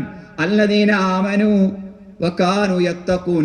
അവർ വിശ്വസിക്കുന്നവരാണ്, അവർ തഖ്വയുള്ളവരാണ്. ഖുർആൻ പറയണം നമ്മൾ ഔലിയാക്കളെ കുറ്റം പറയാൻ പാടില്ല. അങ്ങനെ കുറ്റം പറഞ്ഞിട്ടുണ്ടെങ്കിൽ നമ്മൾ ഖുർആനിനെതിരാണ്. പക്ഷേ നമ്മൾ കുറ്റം പറയുന്നത് ആരാണ്? ചില ആൾക്കാർ ഇങ്ങനെ വരും, എന്താണ്? പച്ച പുതപ്പൊക്കെ കെട്ടിട്ട്, അല്ലേ, അലക്കൂല്ല, കുളിക്കൂല്ല, പള്ളിയിൽ നിസ്കരിക്കാനും വരൂല. എന്നിട്ട് വെട്ടിലേക്ക് മുറുക്കിയിട്ട് എന്താണ്, താടിക്കൂടെയൊക്കെ അങ്ങനെ ഒലിപ്പിച്ച് ഓരോ മമ്പറത്തും അജ്മീറിലും നാഗൂറിലൊക്കെ പോയാൽ നമുക്ക് കാണാൻ സാധിക്കും. അവരങ്ങനെ ഭ്രാന്തന്മാരെ പോലെ ഇരിക്കുകയാണ്. അപ്പൊ അങ്ങനെ ഒരു മനുഷ്യൻ അങ്ങോട്ട് വന്നാൽ നമ്മളും പറയും, കണ്ടോ ഏതാ ഔലിയ, വല്ലാത്തൊരു ഔലിയ തന്നെ കേട്ടത്, ഏത് ഔലിയാണാവോ. അങ്ങനെ അയാളെ ചുറ്റും ഇങ്ങനെ ആളുകൾ കൂടിയിട്ട് ഇങ്ങനെ കൂട്ടം കൂടി അയാളുടെ കറാമത്ത് പറഞ്ഞ് പ്രചരിപ്പിക്കുക, അല്ലേ? പണ്ട് ഞങ്ങളെ നാട്ടിൽ ഒരാൾ വന്നു ഇതേപോലെ പച്ചപ്പുതപ്പൊക്കെ ഇട്ട്. പക്ഷെ ഇയാൾ പള്ളി പോണില്ല, നിസ്കരിക്കാനും പോണില്ല. ജമാഅത്തിന്റെ സമയത്ത് ഇയാൾ വീടി വലിച്ച് അവിടെ ഇരിക്കാൻ. അപ്പൊ ചോദിച്ചു, അല്ല വലിയ നിങ്ങളെന്താ പള്ളി പോവാത്തതെന്ന് ചോദിച്ചു. അപ്പൊ അദ്ദേഹം പറഞ്ഞു, എനിക്ക് 40 തടിയുണ്ട്, 40 ശരീരമുണ്ട് എന്ന് പറഞ്ഞു. അപ്പൊ അതിലൊരു ശരീരം ഹറമിൽ നിസ്കരിച്ചുകൊണ്ടിരിക്കുന്നുണ്ട്, പക്ഷെ നിങ്ങൾക്ക് കാണാൻ പറ്റൂല എന്ന് പറഞ്ഞു. അപ്പൊ നാട്ടിലെ കുറച്ച് കുരുത്തം കെട്ട ചെക്കന്മാരുണ്ട്, ഓർക്ക് പിന്നെ ജമാഅത്തൊന്നുമില്ല, ഓരിങ്ങനെ ഓല് സ്വന്തമായിട്ട് ടീമായിട്ട് നടക്കുന്ന ആൾക്കാരാണ്. അപ്പൊ ഇത് പറഞ്ഞപ്പോ എന്ത് ചെയ്തു? ഇദ്ദേഹത്തെ പൊടിച്ചവരൊക്കെ പാടെ കൊണ്ടുപോയി ഒരു കുളത്ത് കൊണ്ടിട്ട്. അപ്പൊ ഇയാൾക്ക് നീന്താൻ അറിയില്ല. അപ്പൊ അയാൾ പറഞ്ഞു, നിങ്ങൾ എന്നെ രക്ഷപ്പെടുത്തി, കുളത്തുനിന്ന് രക്ഷപ്പെടുത്തി, എനിക്ക് നീന്താൻ അറിയില്ല എന്നിട്ട് ഇയാൾ കരയാണ്. അപ്പൊ ചോദിച്ചു, അല്ല നിങ്ങൾക്ക് എത്ര ശരീരം ഉണ്ട് ഇപ്പോഴും പറയുന്ന പറഞ്ഞു. അപ്പൊ പറഞ്ഞു, എനിക്ക് ഒറ്റ ശരീരമുള്ളൂ. നിങ്ങൾ ആലോചിച്ച് നോക്കി. അപ്പൊ ഇവർക്ക് 40 തടി ഉണ്ട്. അള്ളാന്റെ റസൂല് 40 തടി ഉണ്ടായിട്ടില്ല, അല്ലേ? അള്ളാന്റെ റസൂല് 40 തടി ഉണ്ടായിട്ടില്ല, എന്നിട്ട് ഇയാൾക്ക് 40 തടി. നമ്മൾ ആലോചിക്കണം, ഉമർ ഇബ്നുൽ ഖത്താബ് റളിയല്ലാഹു അൻഹുവിന്റെ കാലത്ത് ഇതുപോലെ ഒരാൾ രംഗപ്രവേശം ചെയ്തു. എന്നിട്ട് അയാൾ പറഞ്ഞു, നിസ്കരിക്കണില്ല, പള്ളിക്ക് വരുന്നില്ല. അയാൾ ചോദിച്ചു, അല്ല നിങ്ങൾ എന്താണ് പള്ളിയിൽ വരാത്തത്? അപ്പം ഞാൻ അള്ളാന്റെ അടുത്ത ആളാണ്, ഞാന് പ്രത്യേകമായി കഴിവുള്ളൊരു വലിയാണ്. ഈ സമയത്ത് ഉമർ റളിയല്ലാഹു അൻഹു നൽകിയൊരു മറുപടി ഉണ്ട്. എന്താണെന്നറിയോ? ഉമർ ഭരിക്കുന്ന ഈ രാജ്യത്താണ് നീ ജീവിക്കുന്നതെങ്കിൽ നിന്നെ പള്ളിയിൽ ജമാഅത്തിന് കാണണം. അതല്ല ഇത് അള്ളാന്റെ ആളാണെങ്കിൽ അവിടേക്ക് മേലേക്ക് പോയിക്കോ, ഇവിടെ നടക്കൂല. ആര്? ഉമർ ഖത്താബ് റളിയല്ലാഹു അൻഹു. സഹോദരങ്ങളെ, നമ്മൾ അറിയണം, സഹോദരിമാരെ, ഇത് ആരെയും വിമർശിക്കാനല്ല. ഈ അന്ധവിശ്വാസത്തിന്റെ നൂലാമാലകൾ നെഞ്ചിലേറ്റ് ജീവിക്കുന്ന ആളുകൾ ഇന്നും നമ്മുടെ നാടുകളിലുണ്ട്. അതുകൊണ്ട് അവര് ഖുർആനിലേക്ക് മടങ്ങണം. നമ്മൾ വെളിച്ചം ഖുർആനുമായി ബന്ധപ്പെട്ട പരിപാടിയിലാണുള്ളത്. ഈ ഖുർആനിലേക്ക് വരുമ്പോ മാറ്റമുണ്ടാകും, പരിവർത്തനങ്ങൾ ഉണ്ടാകും. നമുക്കറിയാം, പ്രവാചകൻ സല്ലല്ലാഹു അലൈഹി വസല്ലം കടന്നു വന്ന സമൂഹം, ആ സമൂഹത്തിൽ മാറ്റമുണ്ടാക്കിയത് ഖുർആനാണ്, ഇല്ലേ? എന്തായിരുന്നു അവരുടെ വിശ്വാസം എന്നറിയങ്ങള്? നേരം വെളുത്ത് വീട്ടിൽ നിന്ന് പുറത്തിറങ്ങുമ്പോ ഒരു പക്ഷിയെ പിടിച്ചിട്ട് വിടുകയാണ്. പക്ഷിയെ പിടിച്ച് പുറത്തേക്കാണ് വിടും. എന്നിട്ട് എന്താണ്, വലതുഭാഗത്തേക്കാണ് ആ പക്ഷി പറന്നു പോയതെങ്കിൽ അവർ യാത്ര തുടരും. അതല്ല, ഇടതുഭാഗത്തേക്കാണ് ആ പക്ഷി പറന്നു പോയതെങ്കിൽ അവരെന്ത് ചെയ്യാണ്? യാത്ര തുടരുകയില്ല. അങ്ങനെ അന്ധവിശ്വാസത്തിലായിരുന്ന ആളുകളെ ഖുർആൻ മാറ്റി അവരെ അള്ളാഹുവിലേക്ക് മടക്കുകയാണ്. അതുപോലെ തന്നെ മദ്യപിക്കാത്ത ദിനരാത്രങ്ങളെ കുറിച്ച് ആലോചിക്കാൻ സാധിക്കാത്ത ഒരു സമൂഹത്തെ അള്ളാഹു സുബ്ഹാനഹു വ തആല മാറ്റുകയാണ്. നമുക്കറിയാം, നൂറ്റാണ്ടുകൾക്ക് മുമ്പ് അറേബ്യൻ മണലാരണ്യത്തിൽ ജീവിച്ച ഒരു കാട്ടറബി. ആ കാട്ടറബി രാവിലെ നേരം വെളുത്താൽ ആദ്യം തന്നെ കുടിക്കുന്നത് മദ്യമാണ്, കള്ളാണ്. നമ്മൾ ആലോചിക്കണം, നേരം വെളുത്ത് നീച്ചാൽ ആദ്യം കുടിക്കുന്നത് മദ്യക്കോപ്പയിൽ തയ്യാറാക്കിയ ആ മദ്യമാണ്. ഒരിക്കലൊരു കാട്ടറബി കട്ടിലിന്റെ ചുവട്ടിൽ നേരം വെളുത്താൽ കുടിക്കാൻ വേണ്ടി തയ്യാറാക്കിയ ഈ ചെറിയ മദ്യത്തിന്റെ പാത്രം അതിങ്ങനെ ചുണ്ടോടടുപ്പിക്കുമ്പോ ചരിത്രത്തിൽ നമുക്ക് വായിക്കാൻ സാധിക്കും, അതിലെന്തോ ഒന്ന് ഉടക്കി എന്നാണ്. അത് മറ്റൊന്നുമായിരുന്നില്ല, ഒരു കരിവണ്ട് ചത്ത് കിടക്കാണ്. എവിടെ? ഈ മദ്യത്തിന്റെ പാത്രത്തിൽ. അപ്പൊ ഈ കരിവണ്ടിനെ ആ പാത്രത്തിൽ നിന്ന് എടുത്തുയർത്തിയിട്ട് ഈ കാട്ടറബി പറഞ്ഞു, അത്രേ വണ്ടേ, നീ എത്ര ഭാഗ്യം ചെയ്ത വണ്ടാണ്. ഞാനും നിന്നെ പോലെ ഒരു വണ്ടായിരുന്നെങ്കിൽ എനിക്കും ഇതുപോലെ ഒരു മദ്യത്തിന്റെ പാത്രത്തിൽ കടന്നു ചാവാമായിരുന്നല്ലോ, മരിക്കാമായിരുന്നല്ലോ. പക്ഷേ എനിക്കതിനു സാധ്യമല്ലല്ലോ എന്ന് വിലപിച്ച മനുഷ്യൻ, ഇദാമിത്തു ഫദ്ഹുന്നി ഇലാ ജംബി കറുമത്തിൻ തുറവി ഇളാമി ബഅദ മൗതി ഉറുഖുഹാ. ഞാൻ മരിച്ചാൽ എന്റെ ഭൗതിക ശരീരം ഒരു മുന്തിരി വള്ളിയുടെ ചുവട്ടിൽ കുഴിച്ചു മൂടണം എങ്കിൽ എന്റെ ഭൗതിക അസ്ഥിപഞ്ജരങ്ങൾക്കെങ്കിലും അതിൽ നിന്ന് എന്തെങ്കിലും നുകരാമല്ലോ, അതിൽ നിന്ന് എന്തെങ്കിലും എന്റെ നശിച്ചു നാമാവശേഷമായ ഭൗതിക അസ്ഥിപഞ്ജരങ്ങൾക്ക് സ്വീകരിക്കാമല്ലോ എന്ന് ചിന്തിച്ച മനുഷ്യർ, അവരെ ആ ഖുർആൻ മാറ്റുന്നത് ഫഹൽ അൻതും മുൻതഹൂൻ, നിങ്ങൾക്ക് വിരമിക്കാൻ സമയമായില്ലേ?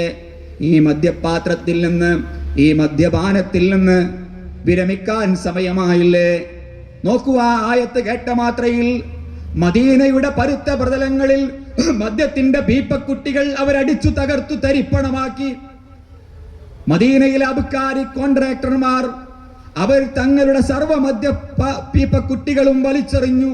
മദീനയുടെ തെരുവുകളിൽ മദ്യം ചാലിട്ടൊഴുകി എന്ന് താരീഖിന്റെ ഗ്രന്ഥങ്ങളിൽ നമുക്ക് വായിക്കാൻ സാധിക്കും. അവിടെയല്ല അത്ഭുതം. വർഷങ്ങൾ കടന്നുപോയി, മാസങ്ങൾ കടന്നുപോയി. ഒരിക്കൽ പ്രവാചകനും സ്വഹാബികളും ഇരിക്കുമ്പോ പ്രവാചകന്റെ അടുക്കലേക്ക് ചില ആളുകൾ കടന്നു വരുന്നുണ്ട്. അവരുടെ കൈകളിലൊക്കെ എന്തോ ചില വസ്തുക്കളുണ്ട്.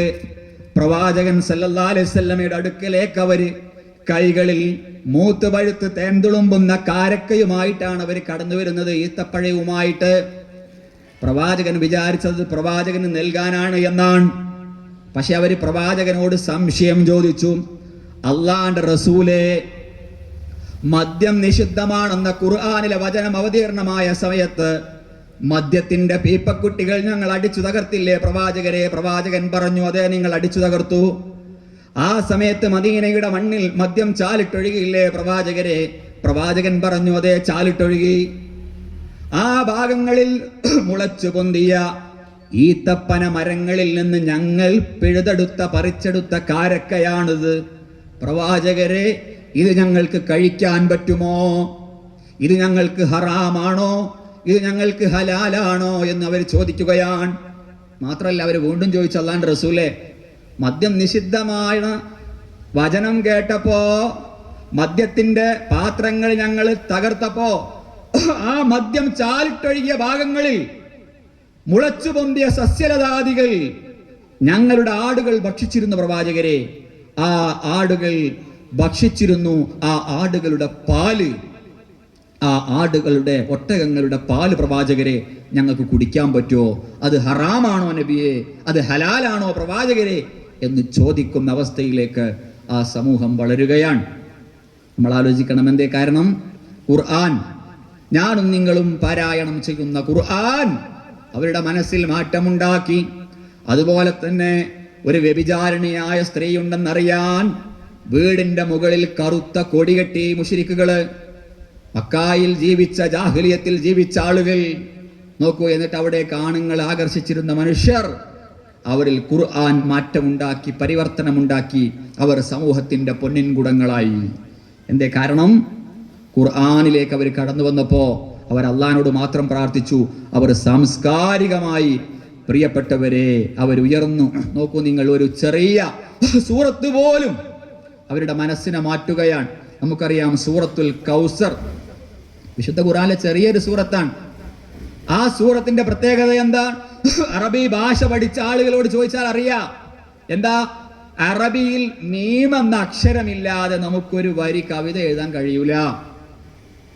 ഒരു സാഹിത്യ സൃഷ്ടി പെട്ടെന്ന് നമുക്ക് ഉണ്ടാക്കാൻ കഴിയില്ല. കാരണം അത്രയും പ്രധാനപ്പെട്ട ഒരു അക്ഷരമാണ് അറബി ഭാഷയിൽ മീം. പക്ഷേ സൂറത്തുൽ കൗസർ അവതീർണമായപ്പോൾ അത് അറബികൾക്കിടയിൽ വലിയ ചർച്ചാ വിഷയമായി. കാരണം ഇന്നാ അഅ്തൈനാക്കൽ കൗസർ ഫസല്ലി ലിറബ്ബിക വൻഹർ ഇന്ന ശാനിയക ഹുവൽ അബ്തർ. നോക്കൂ, അതിൽ മീമില്ല. അറബികൾക്ക് വലിയ അത്ഭുതമായി. അറബികൾക്കൊരു പതിവുണ്ടായിരുന്നത്ര. എന്താ? അത്ഭുതകരമായ എന്ത് സൃഷ്ടി കിട്ടിയാലും, രചന കിട്ടിയാലും അതവർ കഅബാലയത്തിൽ കൊണ്ടുവന്ന് കെട്ടിത്തൂക്കും. അങ്ങനെ ഈ സൂറ അവർ കെട്ടിത്തൂക്കി. അത് വലിയ അത്ഭുതമായി, ചർച്ചാ വിഷയമായി. അത് ഖുറൈശികൾക്ക് അപമാനമായി. ഇതാ മുഹമ്മദ് 2-3 വരി എഴുതി ഉണ്ടാക്കിയിട്ടുണ്ട്, രചിച്ചിട്ടുണ്ട്. അതിന് മറുപടി കൊടുക്കണം. ഒരു 4 വരിയെങ്കിലും രചിച്ചിട്ട് മുഹമ്മദിന് മറുപടി കൊടുക്കണം എന്നാണ് അവർ ആഗ്രഹിച്ചത്. അങ്ങനെ പല സാഹിത്യകാരന്മാരുടെയും അടുക്കൽ പോയി, പല കവികളുടെയും, അഗ്രേസരന്മാരായ പല കവികളുടെയും അടുക്കൽ പോയി പലരും കടന്നു വന്നു. പക്ഷെ അവരിങ്ങനെ വായിക്കും, ഇന്നാ അഅ്തൈനാക്കൽ കൗസർ ഫസല്ലി ലിറബ്ബിക വൻഹർ. ശരിയാണല്ലോ, ഇതിൽ മീമില്ലല്ലോ. പക്ഷെ അവർ നിമിഷം നേരം കൊണ്ട് ചിന്തയുടെ തീച്ചൂളയിൽ കിടന്ന് ഒരു സൃഷ്ടി ഉണ്ടാക്കാൻ ശ്രമിക്കുമ്പോ അവർ പരാജയപ്പെടുകയാണ്, തകർന്ന് തരിപ്പണമാവുകയാണ്. ആർക്കും കഴിഞ്ഞില്ല. അപ്പൊ അവസാനം അങ്ങനെ ഉണ്ടല്ലോ, ഒരു ഉസ്താദിനും ഉത്തരം കിട്ടിയിട്ടില്ലെങ്കിൽ അവസാനം നമ്മളൊരു വലിയ ഉസ്താദിനെ തേടി പോവുമല്ലോ. ഇതുപോലെ അവരും മക്കയിലെ ഏറ്റവും പ്രായം ചെന്ന വന്ധ്യവയോധികനായ ലബീദിന്റെ അടുക്കൽ ചെല്ലുകയാണ്. ലബീദിനോട് പറഞ്ഞു, തങ്ങളെ നിങ്ങളൊന്ന് വരണം. ലബീദ്, താങ്കളൊന്ന് വരണം. നോക്കണം, ചരിത്രകാരന്മാർ രേഖപ്പെടുത്തുന്നുണ്ട്, അദ്ദേഹത്തിന്റെ താടിരോമങ്ങൾ നരച്ചിട്ടുണ്ട്, ശരീരം തളർന്നിട്ടുണ്ട്, ചർമ്മം ചുളിഞ്ഞിട്ടുണ്ട്. ആ മനുഷ്യനെ ഒരു കസേരയിൽ ഇരുത്തി താങ്ങിപ്പിടിച്ച് അവർ കഅബാലയത്തിന്റെ സമീപത്ത് കൊണ്ടുവന്നിരുത്തി. ഈ മനുഷ്യൻ ഇതിലേക്ക് ഇങ്ങനെ നോക്കുകയാണ്. ഇന്നാ അഅ്തൈനാക്കൽ കൗസർ ഫസല്ലി ലിറബ്ബിക വൻഹർ. നോക്കൂ, ഖുറൈശികൾ ഇങ്ങനെ ഊറ്റം കൊള്ളുകയാണ്. കാരണം എന്താ? ഇപ്പൊ മറുപടി കിട്ടും, ഇപ്പൊ മുഹമ്മദ് പരാജയപ്പെടും. വിശ്വാസികൾ തകർന്നു തരിപ്പണമായി. അവർ മാളത്തിൽ ഒളിക്കുന്നതും കാത്തിരിക്കുന്ന ഖുറൈശി കൂട്ടവും മുശ്രിക്ക് കൂട്ടവും അവിടെ നിൽക്കുക. ഈ സമയത്ത് ലബീദ് ഇങ്ങനെ വായിക്കുകയാണ്. ലബീദിന്റെ തലകറങ്ങുകയാണ്. ലബീദ് ആ നിമിഷം ചിന്തയുടെ തീച്ചൂളയിൽ കടന്ന് നിരവധി സൃഷ്ടികൾക്ക് ജന്മം നൽകിയ ആ കഴിവുള്ള അഗ്രേസരനായ ആ കവി അവിടെ നിന്ന് പറഞ്ഞു അത്രേ, മാ ഹാദാ ഖൗലുൽ ബശർ. ഇതൊരു മനുഷ്യന്റെ വാചകമല്ല. നോക്കണം, മീം എന്ന അക്ഷരമില്ലാതെ 4 വരി എഴുതാൻ കടന്നു വന്ന മനുഷ്യന്റെ നാവിൽ നിന്ന് ആദ്യം തന്നെ വന്ന അക്ഷരം എന്താ? ഏതാക്ഷരം? ഏതാ പറയണം? ഏതാക്ഷരം? ഏതാ?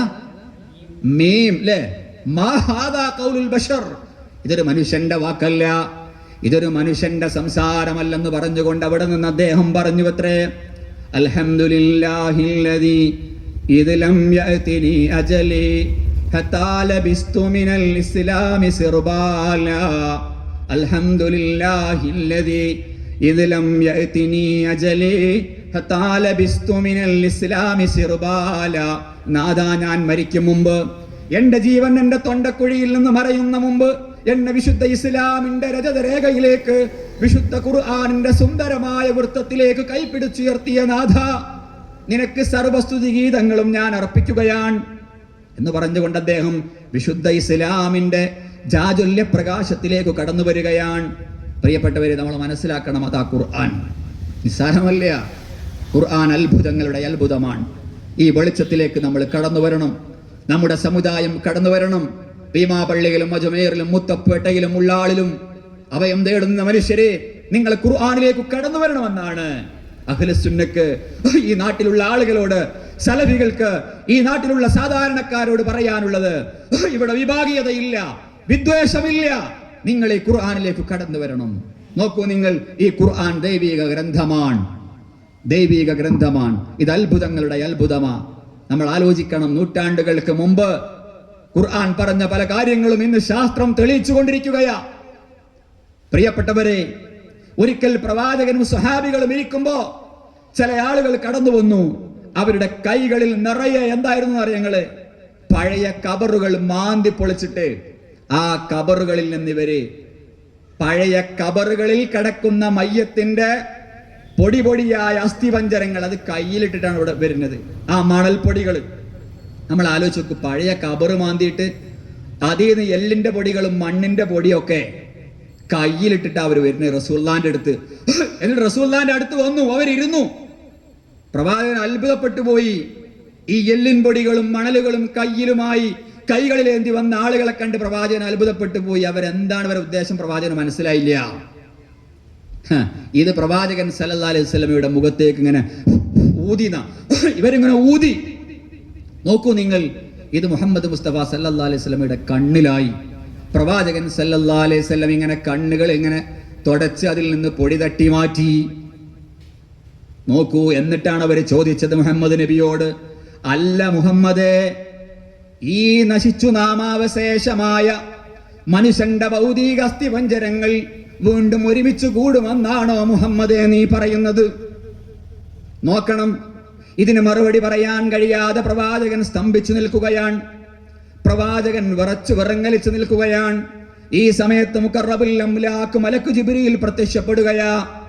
എന്നിട്ട് അവിടെ ഓതിക്കൊടുക്കുകയാ, അയഹ്സബുൽ ഇൻസാനു അല്ലൻ നജ്മഅ ഇളാമ ബലാ ഖാദിരീന അലാ അൻ നുസവ്വിയ ബനാനാ അയഹ്സബുൽ ഇൻസാനു അല്ലൻ നജ്മഅ ഇളാമ ബലാ ഖാദിരീന അലാ അൻ നുസവ്വിയ ബനാനാ. മനുഷ്യന്റെ നശിച്ച നാമാവശേഷമായ ഭൗതിക അസ്ഥിപഞ്ജരങ്ങൾ വീണ്ടും ഒരുമിച്ച് കൂട്ടപ്പെടുകയില്ല എന്നാണോ മനുഷ്യൻ വിചാരിക്കുന്നത്? എങ്കിൽ അവനൊരു കാര്യം അറിയണം, ബലാ ഖാദിരീന അലാ അൻ നുസവ്വിയ ബനാനാ. അവന്റെ വിരൽ തുമ്പുകൾ പോലും വ്യത്യസ്തമായി സൃഷ്ടിക്കാൻ കഴിവുള്ളവനാ ഞാൻ. നോക്കൂ, എത്ര അത്ഭുതം അത്. ഈ നമ്മുടെ ഈ തമ്പ്, നമ്മുടെ ഈ വിരൽ തുമ്പ്, നമ്മൾ വീട്ടിൽ പോയിട്ട് ഒരു വൈറ്റ് പേപ്പർ എടുക്കാം. ആ പേപ്പർ എടുത്തിട്ട് മഷിയിൽ മുക്കി ഉപ്പ മുക്കണം. എന്നിട്ട് അതിൽ പ്രസ് ചെയ്യാം. മകൻ മുക്കണം, മരുമകൾ മുക്കണം, വീട്ടിലുള്ള 5 or 6 ആളുകൾ പ്രസ് ചെയ്യുമ്പോ അതൊക്കെ വ്യത്യസ്തമായിരിക്കും, വ്യതിരക്തമായിരിക്കും. നോക്കണം, നമ്മൾ എത്ര വലിയ അത്ഭുതം അത്. ലോകത്ത് കോടിക്കണക്കിന് മനുഷ്യരുണ്ട്, ഇവരുടെയൊക്കെ വിരൽ തുമ്പ് വ്യത്യസ്തമാണ്. നോക്കൂ നിങ്ങൾ, നൂറ്റാണ്ടുകൾക്ക് മുമ്പ് വിശുദ്ധ ഖുർആനെ നിഷേധിച്ച, മരണാനന്തരം ഒരു ജീവിതമുണ്ടെന്ന് നിഷേധിച്ച ആളുകൾക്ക് ഖുർആൻ മറുപടി കൊടുത്തതാണ്. എന്നാൽ അന്നത് ശാസ്ത്രത്തിന് വിശ്വാസമായില്ല. കാലം കടന്നുപോയി, ഋതുഭേദങ്ങൾ കടന്നുപോയതിന് മനുഷ്യവംശം, മനുഷ്യരാശി സാക്ഷിയായി. നമുക്ക് വായിക്കാൻ സാധിക്കും, 1882 സർ ഫ്രാൻസിസ് ഗട്ടൺ എന്ന് പറയുന്ന ബ്രിട്ടീഷ് ശാസ്ത്രജ്ഞൻ ലോകത്തോട് വിളിച്ചു പറഞ്ഞു, ലോകത്തുള്ള സർവ്വ മനുഷ്യരുടെയും വിരൽ തുമ്പുകൾ വ്യത്യസ്തമാണ്. നമ്മൾ ആലോചിക്കണം. അദ്ദേഹം പറഞ്ഞു, ഒരു പ്രസവത്തിൽ 4 കുട്ടികളുണ്ടെങ്കിൽ, ഒരു പ്രസവത്തിൽ 6 കുട്ടികളുണ്ടെങ്കിൽ ആ 6 കുട്ടികളുടെയും വിരൽ തുമ്പ് വ്യത്യസ്തമാണ്. നോക്കൂ, ഖുർആൻ എത്ര കൃത്യമായിട്ട് ഇത് പറഞ്ഞു. ആ ഖുർആനിന്റെ സന്ദേശത്തിലേക്ക് പ്രിയപ്പെട്ടവരെ നമുക്ക് മടങ്ങാൻ സാധിക്കണം. ആ ഖുർആനിക സന്ദേശം നെഞ്ചിലേറ്റുമ്പോ സമൂഹത്തിൽ മാറ്റങ്ങൾ ഉണ്ടാകും, പരിവർത്തനങ്ങൾ ഉണ്ടാകും. കാരണം ഇതിനെ നിഷേധിച്ചാൽ ഇല്ല, നമുക്ക് രക്ഷപ്പെടാൻ സാധ്യമല്ല. അതുകൊണ്ട് ഖുർആൻ പഠിക്കാൻ നമ്മൾ സന്നദ്ധരാകണം. നമ്മൾ അറിയണം, ഖുർആനിലേക്ക് കടന്നു വരുമ്പോ, ഖുർആൻ പഠിക്കാൻ തയ്യാറായാൽ ഏതു മനുഷ്യനും മാറും. ഖുർആന്റെ മുമ്പിൽ ആരും പരാജയപ്പെട്ടു പോകും. നമുക്കറിയാം, മഹാനായ ഡോക്ടർ ഉസ്മാൻ സാഹിബ്, അദ്ദേഹത്തെ അറിയാത്ത ആളുകൾ ഉണ്ടാവുകയില്ല. ആരായിരുന്നു ഡോക്ടർ ഉസ്മാൻ സാഹിബ്? ഡോക്ടർ ഉസ്മാൻ സാഹിബ് ആരായിരുന്നു? 965 ആദ്യമായി മദിരാശി യൂണിവേഴ്സിറ്റിയിൽ നിന്ന് അവിടുത്തെ മെഡിക്കൽ കോളേജിൽ നിന്ന് ആദ്യമായി ഏറനാട്ടിൽ നിന്ന് ഒരു MBBS ബിരുദധാരിയായി പുറത്തു വന്ന ഡോക്ടർ വിശ്വകരൻ. നോക്കൂ, ആ മനുഷ്യൻ ആരായിരുന്നു അറിയോ? അല്ലാഹു ഇല്ല എന്ന് പറഞ്ഞ മനുഷ്യനായിരുന്നു ഡോക്ടർ ഉസ്മാൻ സാഹിബ്. അല്ലല്ല എന്ന് പറയാന്ന് മാത്രമല്ല, അല്ലാഹു ഇല്ല എന്ന് പ്രഖ്യാപിക്കുക മാത്രമല്ല, അതെങ്ങനെ ആളുകളെ കൂട്ടും. ആളുകളെ കൂട്ടിയിട്ട് അദ്ദേഹം ഒരു അദ്ദേഹം ഒരു ബ്ലാക്ക് ബോർഡിൽ വൈറ്റ് ചോക്ക് കൊണ്ട് ഒരു മനുഷ്യന്റെ ചിത്രം വരക്കും ഡോക്ടർ ഉസ്മാൻ. എന്നിട്ട് ആദ്യം ഒരു തല, പടച്ചോന് തല ഉണ്ടോ എന്ന് ചോദിക്കും സദസ്സിനോട്. അപ്പൊ പറയും തലല്ല. അപ്പൊ എന്ത് ചെയ്യും? ഡോക്ടർ ഉസ്മാൻ സാഹിബ് തല വായിക്കാണ്. നിങ്ങൾ പറയുന്ന പടച്ചോന് കൈയുണ്ടോ? ആൾക്കാർ പറയും കൈയില്ല, 2 കൈയും വായിക്കും. ഉടല് വായിക്കും. കാലുണ്ടോ എന്ന് ചോദിക്കും, കാലില്ല എന്ന് പറയും. 2 കാലുകളും വായിക്കും. എന്നിട്ട് ഒരു വട്ടപൂജം വരച്ചിട്ടില്ല, ഈ ലോകത്തിനൊരു സൃഷ്ടാവില്ല, എവിടെയാണ് പടച്ചോൻ എന്ന് ചോദിച്ച് വെല്ലുവിളിച്ച് ഏറനാടിന്റെ മലബാറിന്റെ തെരുവീതികളിലൂടെ നാടകം കളിച്ച് ഇസ്ലാമിനെ പുച്ഛിച്ചിരുന്ന, പരിഹസിച്ചിരുന്ന ഡോക്ടർ ഉസ്മാൻ. നമ്മൾ അറിയണം അദ്ദേഹത്തിന്റെ ചരിത്രം. അദ്ദേഹം ഒരിക്കലൊരു നാടകം എഴുതിക്കൊണ്ടിരിക്കുക. എന്താ നാടകത്തിന്റെ ഇതിവൃത്തം? അതിൽ ആയിഷ എന്ന് പറയുന്ന ഒരു പെൺകുട്ടി മറ്റൊരു മനുഷ്യനുമായി സ്നേഹത്തിലാവുകയും അവസാനം ഈ ആയിഷ എന്ന് പറയുന്ന കഥാപാത്രം പ്രണയ നൈരാശ്യത്തിൽ ആത്മഹത്യ ചെയ്യുന്ന ഒരു രംഗം അദ്ദേഹം ഇങ്ങനെ നിലമ്പൂരിലുള്ള അദ്ദേഹത്തിന്റെ വീട്ടിൽ നിന്ന് അദ്ദേഹം അത് എഴുതി, അത് അദ്ദേഹം ഇങ്ങനെ വായിച്ചു കൊണ്ടിരിക്കുകയാണ്. നമ്മൾ ആലോചിക്കണം, പരിഹാസത്തിന്റെ നാടകം. അതിങ്ങനെ എഴുതുമ്പോ അതിനെപ്പറ്റി അദ്ദേഹം ഇങ്ങനെ ചിന്തിക്കാണ്. ആയിഷ ആത്മഹത്യ ചെയ്യാൻ, ആയിഷ മരിക്കാൻ. ഇനി മരിച്ചു കഴിഞ്ഞാൽ എന്തായിരിക്കും അവസ്ഥ? നോക്കണം നിങ്ങൾ. അർദ്ധരാത്രിയിൽ നിലമ്പൂരിലുള്ള അദ്ദേഹത്തിന്റെ വീട്ടിലിരുന്നു കൊണ്ട് അദ്ദേഹം ചിന്തിച്ചു. പെട്ടെന്നാണ് ഒരു ചിന്ത കടന്നു വന്നത്, മരിച്ചു കഴിഞ്ഞാൽ എന്താ സംഭവിക്കുക? ആ ഒരു ചിന്ത കടന്നു വന്നു. അദ്ദേഹം ഒരുപാട് സിഗരറ്റ് വലിച്ചു നോക്കി, അദ്ദേഹത്തിന് സമാധാനം കിട്ടുന്നില്ല. അദ്ദേഹം ഉറങ്ങാൻ ശ്രമിച്ചു, തിരിഞ്ഞും മറിഞ്ഞും കടന്നു ഡോക്ടർ ഉസ്മാൻ. പക്ഷെ അദ്ദേഹത്തിന് സാധിച്ചില്ല. അദ്ദേഹത്തിന് ഉറക്കം വന്നില്ല. നേരം വെളുക്കുവോളം ഉറങ്ങാതെ ആ മനുഷ്യൻ നിലമ്പൂരിന്റെ വീട്ടിലിരുന്നു. അദ്ദേഹം നിലമ്പൂരിൽ നിന്ന് അരീക്കോട്ടേക്ക് KC അബൂബക്കർ മൗലവിയുടെ വീട്ടിലേക്ക് യാത്ര ചെയ്യുകയാണ്. ആരാ KC അബൂബക്കർ മൗലവി? കേരളത്തിലെ പ്രമുഖനായ മുജാഹിദ് പണ്ഡിതൻ, നേതാവ്, പ്രഭാഷകൻ. നോക്കണം, ആ KC അബൂബക്കർ മൗലവിയെ കളിയാക്കിക്കൊണ്ട് നാടകം എഴുതിയ മനുഷ്യനത്. ഇജ്ജ് നല്ലൊരു മനുഷ്യനാകാൻ നോക്ക് എന്ന് പറഞ്ഞിട്ട് KC അബൂബക്കർ മൗലവിയെ കളിയാക്കി നാടകം എഴുതി നാട് നീള നാടകം കളിച്ച ഡോക്ടർ ഉസ്മാൻ. ആ ഉസ്മാനാണ് രാവിലെ എവിടെ എത്തിയത്? KC അബൂബക്കർ മൗലവിയുടെ വീട്ടിലെത്തുന്നത്. നോക്കണം. അപ്പോ അബൂബക്കർ മൗലവി ആകെ അത്ഭുതപ്പെട്ടു പോയി.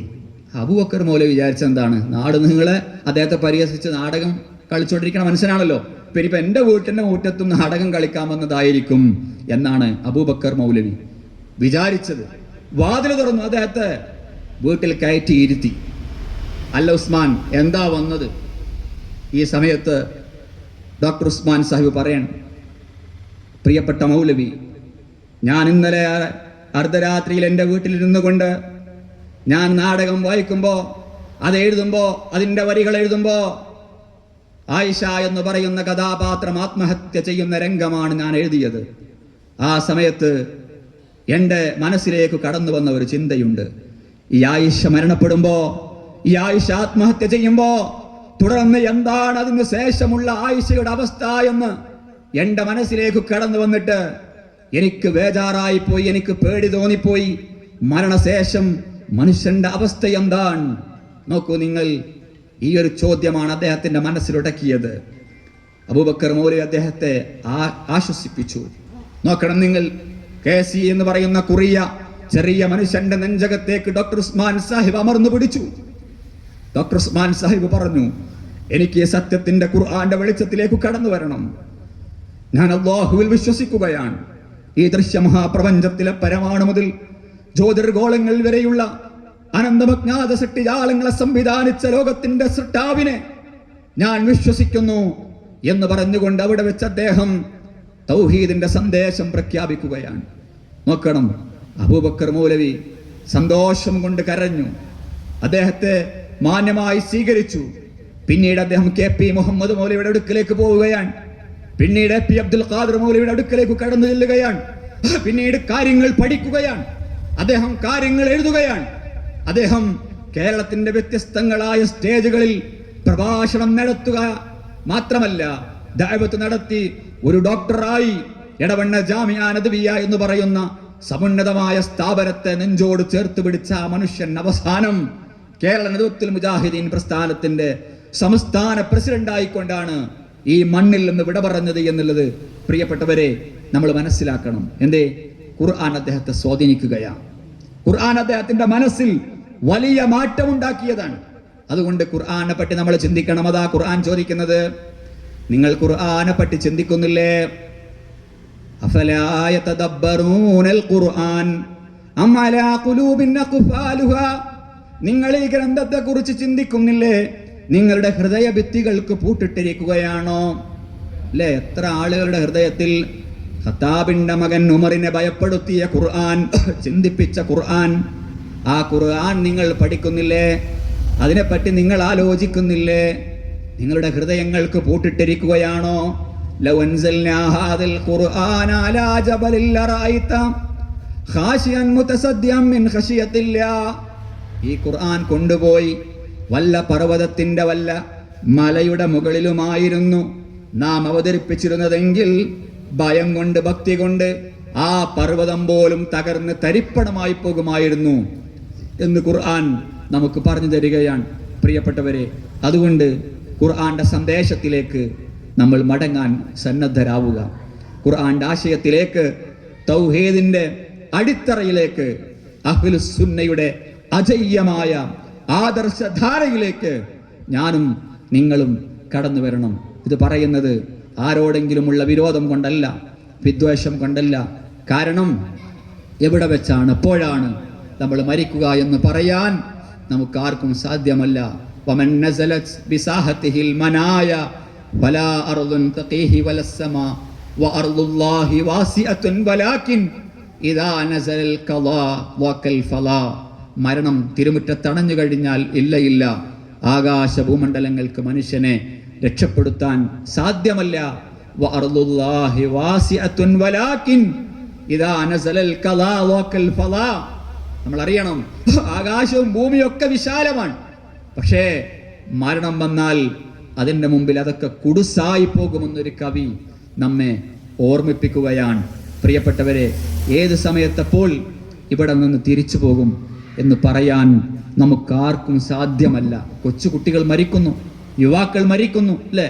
ഇപ്പൊ നമുക്കറിയാം, കരയിൽ സ്കൂളിൽ അധ്യാപകരെല്ലാവരും കൂടി സന്തോഷത്തോടു കൂടി ഒരു ടൂർ സംഘടിപ്പിച്ച് ഒരു സ്കൂൾ അധ്യാപകർ മുഴുവൻ ഒരൊറ്റ ആക്സിഡന്റിൽ മരണപ്പെട്ടു. നമ്മൾ അറിയണം എന്തെല്ലാം പ്രതീക്ഷകൾ, എന്തെല്ലാം മോഹങ്ങൾ, സങ്കല്പങ്ങൾ, എന്തെല്ലാം സ്വപ്നങ്ങൾ, അത് മുഴുവൻ കുഴിച്ചു മൂടപ്പെടുകയാണ്.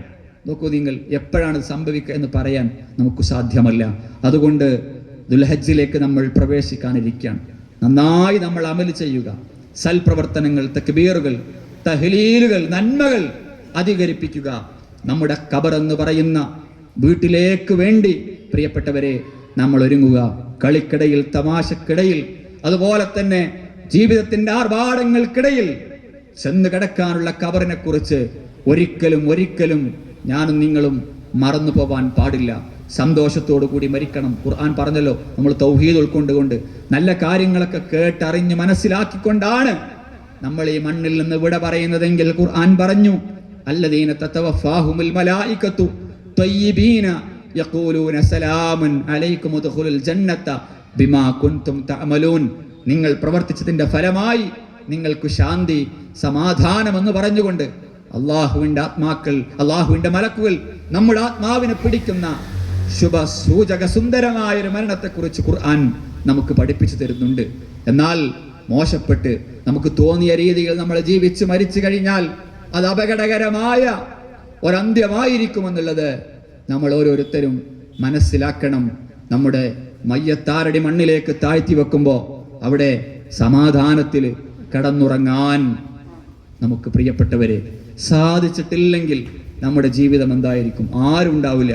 നമ്മുടെ ഭർത്താവ് കൂട്ടിനില്ലാത്ത, ഭാര്യ കൂട്ടിനില്ലാത്ത ആ 6 അടി മണ്ണിൽ നമ്മൾ കിടക്കുമ്പോൾ അവിടെ സന്തോഷത്തോടു കൂടി കിടക്കാൻ നമുക്ക് സാധിക്കണം. നമ്മിൽ നിന്ന് പലരും നമ്മിൽ നിന്ന് യാത്രയായി. നമുക്കറിയാം, ഈ പള്ളിയിൽ തന്നെ ഖതീബായിരുന്ന ഉസ്മാൻ മൗലവി, അള്ളാഹു അദ്ദേഹത്തിന് മഗ്ഫിറത്തും മർഹമത്തും പ്രദാനം ചെയ്ത് അനുഗ്രഹിക്കുമാറാവട്ടെ. അദ്ദേഹം ഒരുപാട് കാലം ഇവിടെ ജോലി ചെയ്തിട്ടുണ്ട്. നമ്മുടെ കുട്ടികളെ വാർത്തെടുക്കുന്നതിൽ അദ്ദേഹം ഒരുപാട് പരിശ്രമങ്ങൾ നടത്തിയിട്ടുണ്ട്. അതിനൊക്കെ തക്കതായ പ്രതിഫലം അള്ളാഹു നൽകുമാറാവട്ടെ. നമ്മളറിയണം, അദ്ദേഹം മരണത്തോടടുക്കുമ്പോൾ, അദ്ദേഹം ക്ഷീണിച്ച് വീട്ടിൽ കിടക്കാൻ, മരണത്തോടടുക്കുമ്പോൾ അദ്ദേഹത്തിന്റെ ഭാര്യയെ അദ്ദേഹം വിളിക്കുന്നുണ്ട്. എന്നിട്ട് പറയാണ്, ഭാര്യനോട് പറയണ്ടേ, എന്ത്, ഞാൻ എൻ്റെ ജീവിതത്തിൽ എന്തെങ്കിലും നിനക്കിഷ്ടപ്പെടാത്തത് ചെയ്തിട്ടുണ്ടെങ്കിൽ, പറഞ്ഞിട്ടുണ്ടെങ്കിൽ നീ എനിക്ക് മാപ്പ് തരണം എന്ന് മൗലവി ഭാര്യനോട് പറയണം. അപ്പൊ ആ ഭാര്യ പറഞ്ഞു, ഇല്ല മൗലവി എന്നാ വിളിക്കണം, ഇല്ല, എനിക്ക് ഇഷ്ടപ്പെടാത്ത ഒരു വാക്കോ പ്രവർത്തനമോ ഇന്നുവരെ നിങ്ങളുടെ ഭാഗത്ത് നിന്നുണ്ടായിട്ടില്ല, അതുകൊണ്ട് നിങ്ങളുമായിട്ട് എനിക്കൊരു പ്രശ്നമില്ല. പിന്നീട് അദ്ദേഹം ഭാര്യയുടെ കൈ പിടിച്ചുകൊണ്ട് പറഞ്ഞത്, ഞാൻ പോവുകയാണ്, ഞാൻ അള്ളാഹുവിലേക്ക് പോവുകയാണ്, കുട്ടികളുടെ നമസ്കാരത്തിന്റെ കാര്യം നീ ശ്രദ്ധിക്കണം, നമുക്ക് വിധിയുണ്ടെങ്കിൽ ഇൻഷാ അള്ളാഹുവിന്റെ സ്വർഗത്തിൽ വെച്ച് നമുക്ക് കണ്ടുമുട്ടാമെന്ന് പറഞ്ഞുകൊണ്ട്, ഭാര്യയുടെ കൈ പിടിച്ചുകൊണ്ട്, സലാം പറഞ്ഞുകൊണ്ട്, അസ്സലാമു അലൈക്കും വറഹ്മത്തുള്ളാഹി എന്ന് പറഞ്ഞുകൊണ്ട് അദ്ദേഹം ബെഡിൽ പോയി കടന്ന് ലാ ഇലാഹ ഇല്ലല്ലാഹ് എന്ന് ഉച്ചരിച്ചുകൊണ്ടാണ് ഈ മണ്ണിൽ നിന്ന് അദ്ദേഹം വിട പറയുന്നത്. നോക്കൂ നിങ്ങൾ, സന്തോഷത്തോടെ. അതുപോലെ മരിക്കാൻ അള്ളാഹു നമുക്കെല്ലാവർക്കും തൗഫീഖ് പ്രദാനം ചെയ്ത് അനുഗ്രഹിക്കുമാറാവട്ടെ. പ്രിയപ്പെട്ടവരെ, ആ ഒരു മരണത്തിനു വേണ്ടി നമ്മൾ ഒരുങ്ങിയേ പറ്റൂ. എനിക്ക് അത്യാവശ്യം പ്രായമൊന്നും ആയിട്ടില്ല, എനിക്ക് ആരോഗ്യമുണ്ട് എന്നൊരിക്കലും നമ്മൾ ആരും ചിന്തിക്കാൻ പാടില്ല. കാരണം നമ്മുടെ അമലുകളിൽ പോരായ്മയുണ്ട്. മഹാനായ അബൂ ഹുറൈറ റളിയല്ലാഹു അൻഹു പറയുന്നുണ്ടല്ലോ, എനിക്ക് എൻ്റെ യാത്ര സഫരി ത്വവീൽ, സുദീർഘമായ യാത്രയാണ്. മരണവും കടന്ന്, ബർസഖും കടന്ന്, ഖബർ ജീവിതവും കടന്ന്, പാരത്രിക ലോകത്തേക്ക് നീണ്ടു കിടക്കുന്ന വലിയ യാത്ര. പക്ഷേ വസാദി ഖലീൽ, എൻ്റെ കയ്യിലുള്ള പാഥേയം, എൻ്റെ കയ്യിലുള്ള മരുന്ന് കുറച്ചേ ഉള്ളൂ എന്ന് മഹാനായ അബൂ ഹുറൈറ റളിയല്ലാഹു അൻഹു പറയാം. അവരൊക്കെ പേടിച്ചിട്ടുണ്ട്, അവരൊക്കെ ഭയപ്പെട്ടിട്ടുണ്ട്.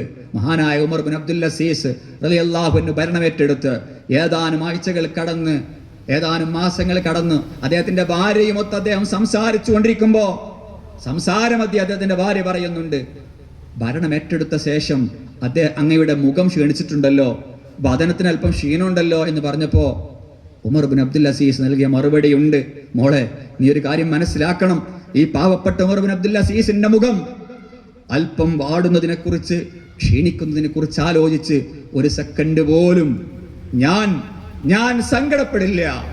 നേരെ മറിച്ച് ഞാൻ ഇന്നല്ലെങ്കിൽ നാളെ മരിച്ച് എൻ്റെ മയ്യത്താരടി മണ്ണിലേക്ക് കൊണ്ടുപോയി വെച്ച് ഒരു 2, 3, 4 ദിവസം കഴിഞ്ഞ് ആ ഖബറൊന്ന് ആരെങ്കിലും ഒന്ന് തുറന്ന് എൻ്റെ മുഖത്തേക്ക് നോക്കുകയാണെങ്കിൽ എൻ്റെ മുഖത്തിൻ്റെ അവസ്ഥ എന്തായിരിക്കും?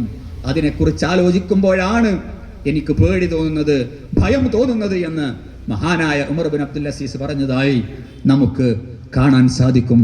അതുകൊണ്ട് പ്രിയപ്പെട്ടവരെ, സ്നേഹിതന്മാരെ, ഉമ്മമാരെ, സഹോദരങ്ങളെ, നമ്മൾ ഒരുങ്ങുക. നാളേക്ക് വേണ്ടി നമ്മൾ തയ്യാറായേ മതിയാവൂ. ഏതു സമയത്ത് എവിടെ വെച്ച് മരിച്ചാലും സന്തോഷത്തോടു കൂടി മരിക്കാൻ നമുക്ക് സാധിക്കണം. കുല്ലു നഫ്സിൻ ദായിഖത്തുൽ മൗത്ത് വഇന്നമാ തുവഫൗന ഉജൂറക്കും യൗമൽ ഖിയാമ. നാളെ പാരത്രിക ലോകത്ത് നമ്മൾ ചെയ്ത എല്ലാ കാര്യങ്ങളും നാളെ അല്ലാഹു ചോദ്യം ചെയ്യുക തന്നെ ചെയ്യുമെന്ന ഒരു ബോധം നമ്മുടെ മനസ്സിലുണ്ടാകണം. അതുപോലെ തന്നെ നമ്മൾ കേട്ടു, അറിഞ്ഞു, മനസ്സിലാക്കി നമ്മൾ നിരന്തരമായി ഈ സത്യത്തിന്റെ പാതയിൽ അടിയുറച്ചു നിൽക്കണം. നേരത്തെ അനസ് മൗലവി പ്രസംഗിച്ചപ്പോൾ പറഞ്ഞു, വളരെ ബോധപൂർവം അന്ധവിശ്വാസങ്ങൾ അരക്കിട്ടുറപ്പിക്കാൻ ബോധപൂർവം തരീഖത്തിന്റെ കക്ഷികളും അതുപോലെ തന്നെ സൂഫികളും വളരെ ബോധപൂർവം മലയാളക്കരയിൽ, വിശിഷ്യ ഇന്ത്യ രാജ്യത്ത് പണിയെടുത്തുകൊണ്ടിരിക്കുകയാണ്. നമ്മൾ ആളുകളൊക്കെ ഇതിലേക്ക് ഇങ്ങനെ ചേക്കേറാണ്. ഇപ്പൊ നമുക്കറിയാം, ഈ അടുത്ത കാലത്ത് ഒരു പാട്ടുണ്ടായിരുന്നു, എന്താ, ഭ്രാന്തായാൽ എന്ത് സുഖം, അല്ലേ, ഭ്രാന്തായാൽ എന്ത് സുഖം, സക്കറാത്തുൽ മൗത്ത് എന്ത് രസം. കേട്ടില്ല നിങ്ങള്? അല്ലേ, അത് കുറെ ആൾക്കാർ സ്റ്റാറ്റസ് വെച്ചു, നമ്മൾ ആളുകൾ വരെ സ്റ്റാറ്റസ് വെച്ചു. എന്ത് ഭ്രാന്തായാൽ എന്ത് സുഖം, സക്കറാത്തുൽ മൗത്ത് എന്ത് രസം. അതാണ് സൂഫിസം. നേരത്തെ മൂലേ പറഞ്ഞ സൂഫിസതാണ്. പക്ഷെ ഇത് നമ്മൾ സ്റ്റാറ്റസ് വെച്ചു, ഇത് നമ്മൾ അറിയണില്ല.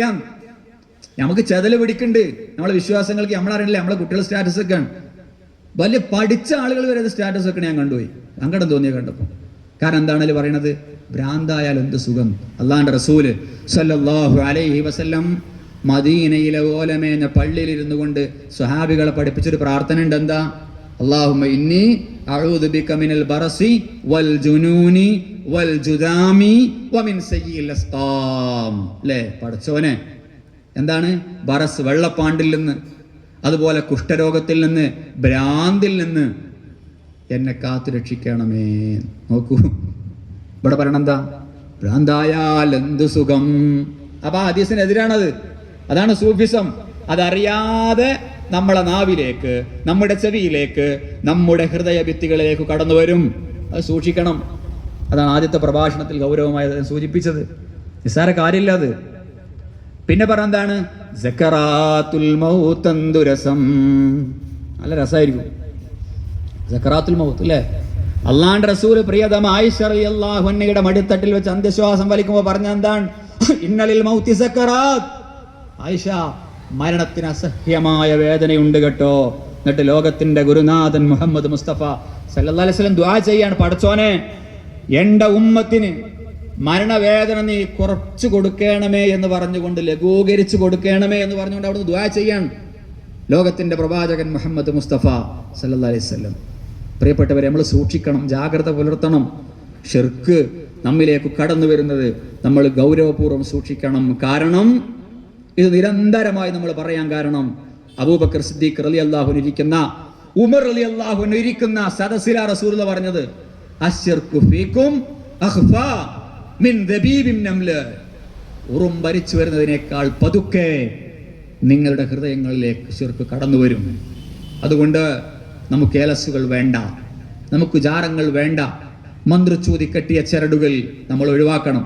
എൻ്റെ സംസാരം ദൂരെ നിന്ന് കേൾക്കുന്ന എൻ്റെ സഹോദരങ്ങളോട്, വീട്ടിലിരുന്നു കൊണ്ട് എൻ്റെ ശബ്ദം കേൾക്കുന്ന അമ്മമാരെ, എൻ്റെ ശബ്ദം നിങ്ങൾ കേൾക്കുന്നുവെങ്കിൽ നിങ്ങൾ അറിയണം, ലോകത്തിന്റെ പ്രവാചകൻ നമ്മെ പഠിപ്പിച്ചിട്ടുണ്ട്, മൻ അഖദ ഉഖദ സുമ്മ നഫസ ഫീഹാ ഫഖദ് സഹറ വമൻ സഹറ ഫഖദ് അശ്റക. മന്ത്രച്ചൂതിയ ചരട് കെട്ടുന്നവൻ എടുത്ത പണി ശിർക്കിന്റെ പണിയാണ്, സിഹറിന്റെ പണിയാണ്. അതുകൊണ്ട് നിങ്ങളുടെ മക്കളുടെ, കുഞ്ഞുമക്കളുടെ അരയിൽ മന്ത്രച്ചൂതി കെട്ടിയ ചരടുണ്ടെങ്കിൽ ഇപ്പോൾ തന്നെ പൊട്ടിച്ചെറിയുക, ഒഴിവാക്കുക. നിങ്ങൾ അവർ ഉറങ്ങുന്നതിന് മുമ്പായി അവരുടെ ശരീരം തടവിക്കൊണ്ട് അവർക്ക് വേണ്ടി നിങ്ങൾ പ്രാർത്ഥിച്ചു കൊടുക്കുക. നാസും ഫലക്കുമൊക്കെ ഓതി നിങ്ങൾ കയ്യിലൂതി തടവിക്കൊടുക്കുക. അരയിലുള്ള ചരടുകൾ പൊട്ടിച്ചെറിയുക. നിങ്ങളുടെ കയ്യിൽ കെട്ടിയിരിക്കുന്ന ചരടുകൾ, പ്രിയപ്പെട്ട എൻ്റെ ശബ്ദം ശ്രവിക്കുന്ന ഏതെങ്കിലും ഉമ്മമാർ, സഹോദരങ്ങൾ, വിദൂരത്ത് നിന്നെങ്കിലും എൻ്റെ ഈ കൊച്ചു ശബ്ദം കേൾക്കുന്നുവെങ്കിൽ ഈ സമയത്തു തന്നെ നിങ്ങളുടെ അരയിലുള്ള, നിങ്ങളുടെ കയ്യിലുള്ള ഏലസുകളും ചരടുകളും തകിടുകളും എല്ലാം ഒഴിവാക്കുക. മൻ തഅല്ലക തമീമ ഫഖദ് അശ്റക. അല്ലാഹുവിന്റെ റസൂൽ പറയാൻ, അതൊക്കെ ശിർക്കിന്റെ പ്രവർത്തനങ്ങളാണ്. നമുക്കത് വേണ്ട. നമുക്ക് നന്മയിലൂന്നി, അള്ളാഹുവിന്റെ പ്രവാചകന്റെ കയ്യിൽ ഒരു ചരടുമുണ്ടായിരുന്നില്ല, അബൂബക്കർ സിദ്ദീഖ് റളിയല്ലാഹു അൻഹുവിന്റെ കയ്യിൽ ഒരേലസും ഉണ്ടായിരുന്നില്ല. പ്രവാചകൻ സല്ലല്ലാഹു അലൈഹി വസല്ലമയുടെ സഖാക്കൾ, അനുചരന്മാർ, അവർ കയ്യിൽ ചരട് കെട്ടി നടന്നിരുന്നില്ല. അവരുടെ അനുയായികളാണ് നമ്മൾ. അവർ പോകാനിരിക്കുന്ന സ്വർഗത്തിലേക്ക് തയ്യാറായി നിൽക്കുന്നവരാണ് നമ്മൾ. അതുകൊണ്ട് ആദർശ വീതിയിൽ ലാ ഇലാഹ ഇല്ലല്ലാഹയുടെ വഴിയിൽ അടിയുറച്ചു നിൽക്കുക. ഇനി വരാനിരിക്കുന്ന ദുൽഹജ്ജിന്റെ ദിനരാത്രങ്ങളെ നല്ല രീതിയിൽ നമ്മൾ ഉപയോഗപ്പെടുത്തുക. അല്ലാഹു അക്ബർ അധികരിപ്പിക്കുക, ലാ ഇലാഹ ഇല്ലല്ലാഹ് അധികരിപ്പിക്കുക, അൽഹംദുലില്ലാ അധികരിപ്പിക്കുക. ദിക്റുകളും ദുആകളും ചെയ്തുകൊണ്ട്, സദഖകളും ദാനധർമ്മങ്ങളും ഒക്കെ ചെയ്തുകൊണ്ട്, അതുപോലെ തന്നെ സുന്നത്ത് നോമ്പുകൾ നമ്മൾ അധികരിപ്പിച്ചുകൊണ്ട്, സുന്നത്ത് നമസ്കാരങ്ങളൊക്കെ അധികരിപ്പിച്ചുകൊണ്ട് തുടർന്നുള്ള ദിനരാത്രങ്ങളെ ക്രിയാത്മകമായി ഉപയോഗപ്പെടുത്താൻ നമ്മളെല്ലാവരും സന്നദ്ധരാവുക. നാഥൻ നമ്മിൽ നിന്ന് സ്വീകരിക്കുമാറാവട്ടെ. നമ്മിൽ നിന്ന് വന്നുപോയ സർവ്വ അബദ്ധങ്ങളും പടച്ച തമ്പുരാൻ പുറത്ത് മാപ്പാക്കി തരുമാറാകട്ടെ. ആശുപത്രികളിലും വീടുകളിലും രോഗം കൊണ്ട് വിഷമിക്കുന്നവർ റഹ്മാനായ റബ്ബ് എല്ലാവർക്കും ശിഫ പ്രദാനം ചെയ്ത് അനുഗ്രഹിക്കുമാറാവട്ടെ. നമ്മിൽ നിന്ന് വിശുദ്ധ ഹജ്ജ് കർമ്മത്തിന് പുറപ്പെട്ട സഹോദരങ്ങളുണ്ട്, സഹോദരിമാരുണ്ട്. മഖ്ബൂലും മബ്റൂറുമായ ഹജ്ജ് കർമ്മം നിർവഹിച്ചുകൊണ്ട് തിരിച്ചു വരാനുള്ള തൗഫീഖ് നാഥൻ അവർക്കെല്ലാവർക്കും പ്രദാനം ചെയ്ത് അനുഗ്രഹിക്കുമാറാവട്ടെ. വിശുദ്ധ ഹജ്ജ് കർമ്മത്തിനെത്തിയ ഒരു സഹോദരി മരണപ്പെട്ട വിവരം വാർത്താ മാധ്യമങ്ങളിൽ നിന്ന് നമ്മൾ മനസ്സിലാക്കി. അള്ളാഹു അവരുടെ വർസഹിയായ ജീവിതം നന്നാക്കി കൊടുക്കുമാറാവട്ടെ. അള്ളാഹു അവർക്ക് സ്വർഗം നൽകട്ടെ.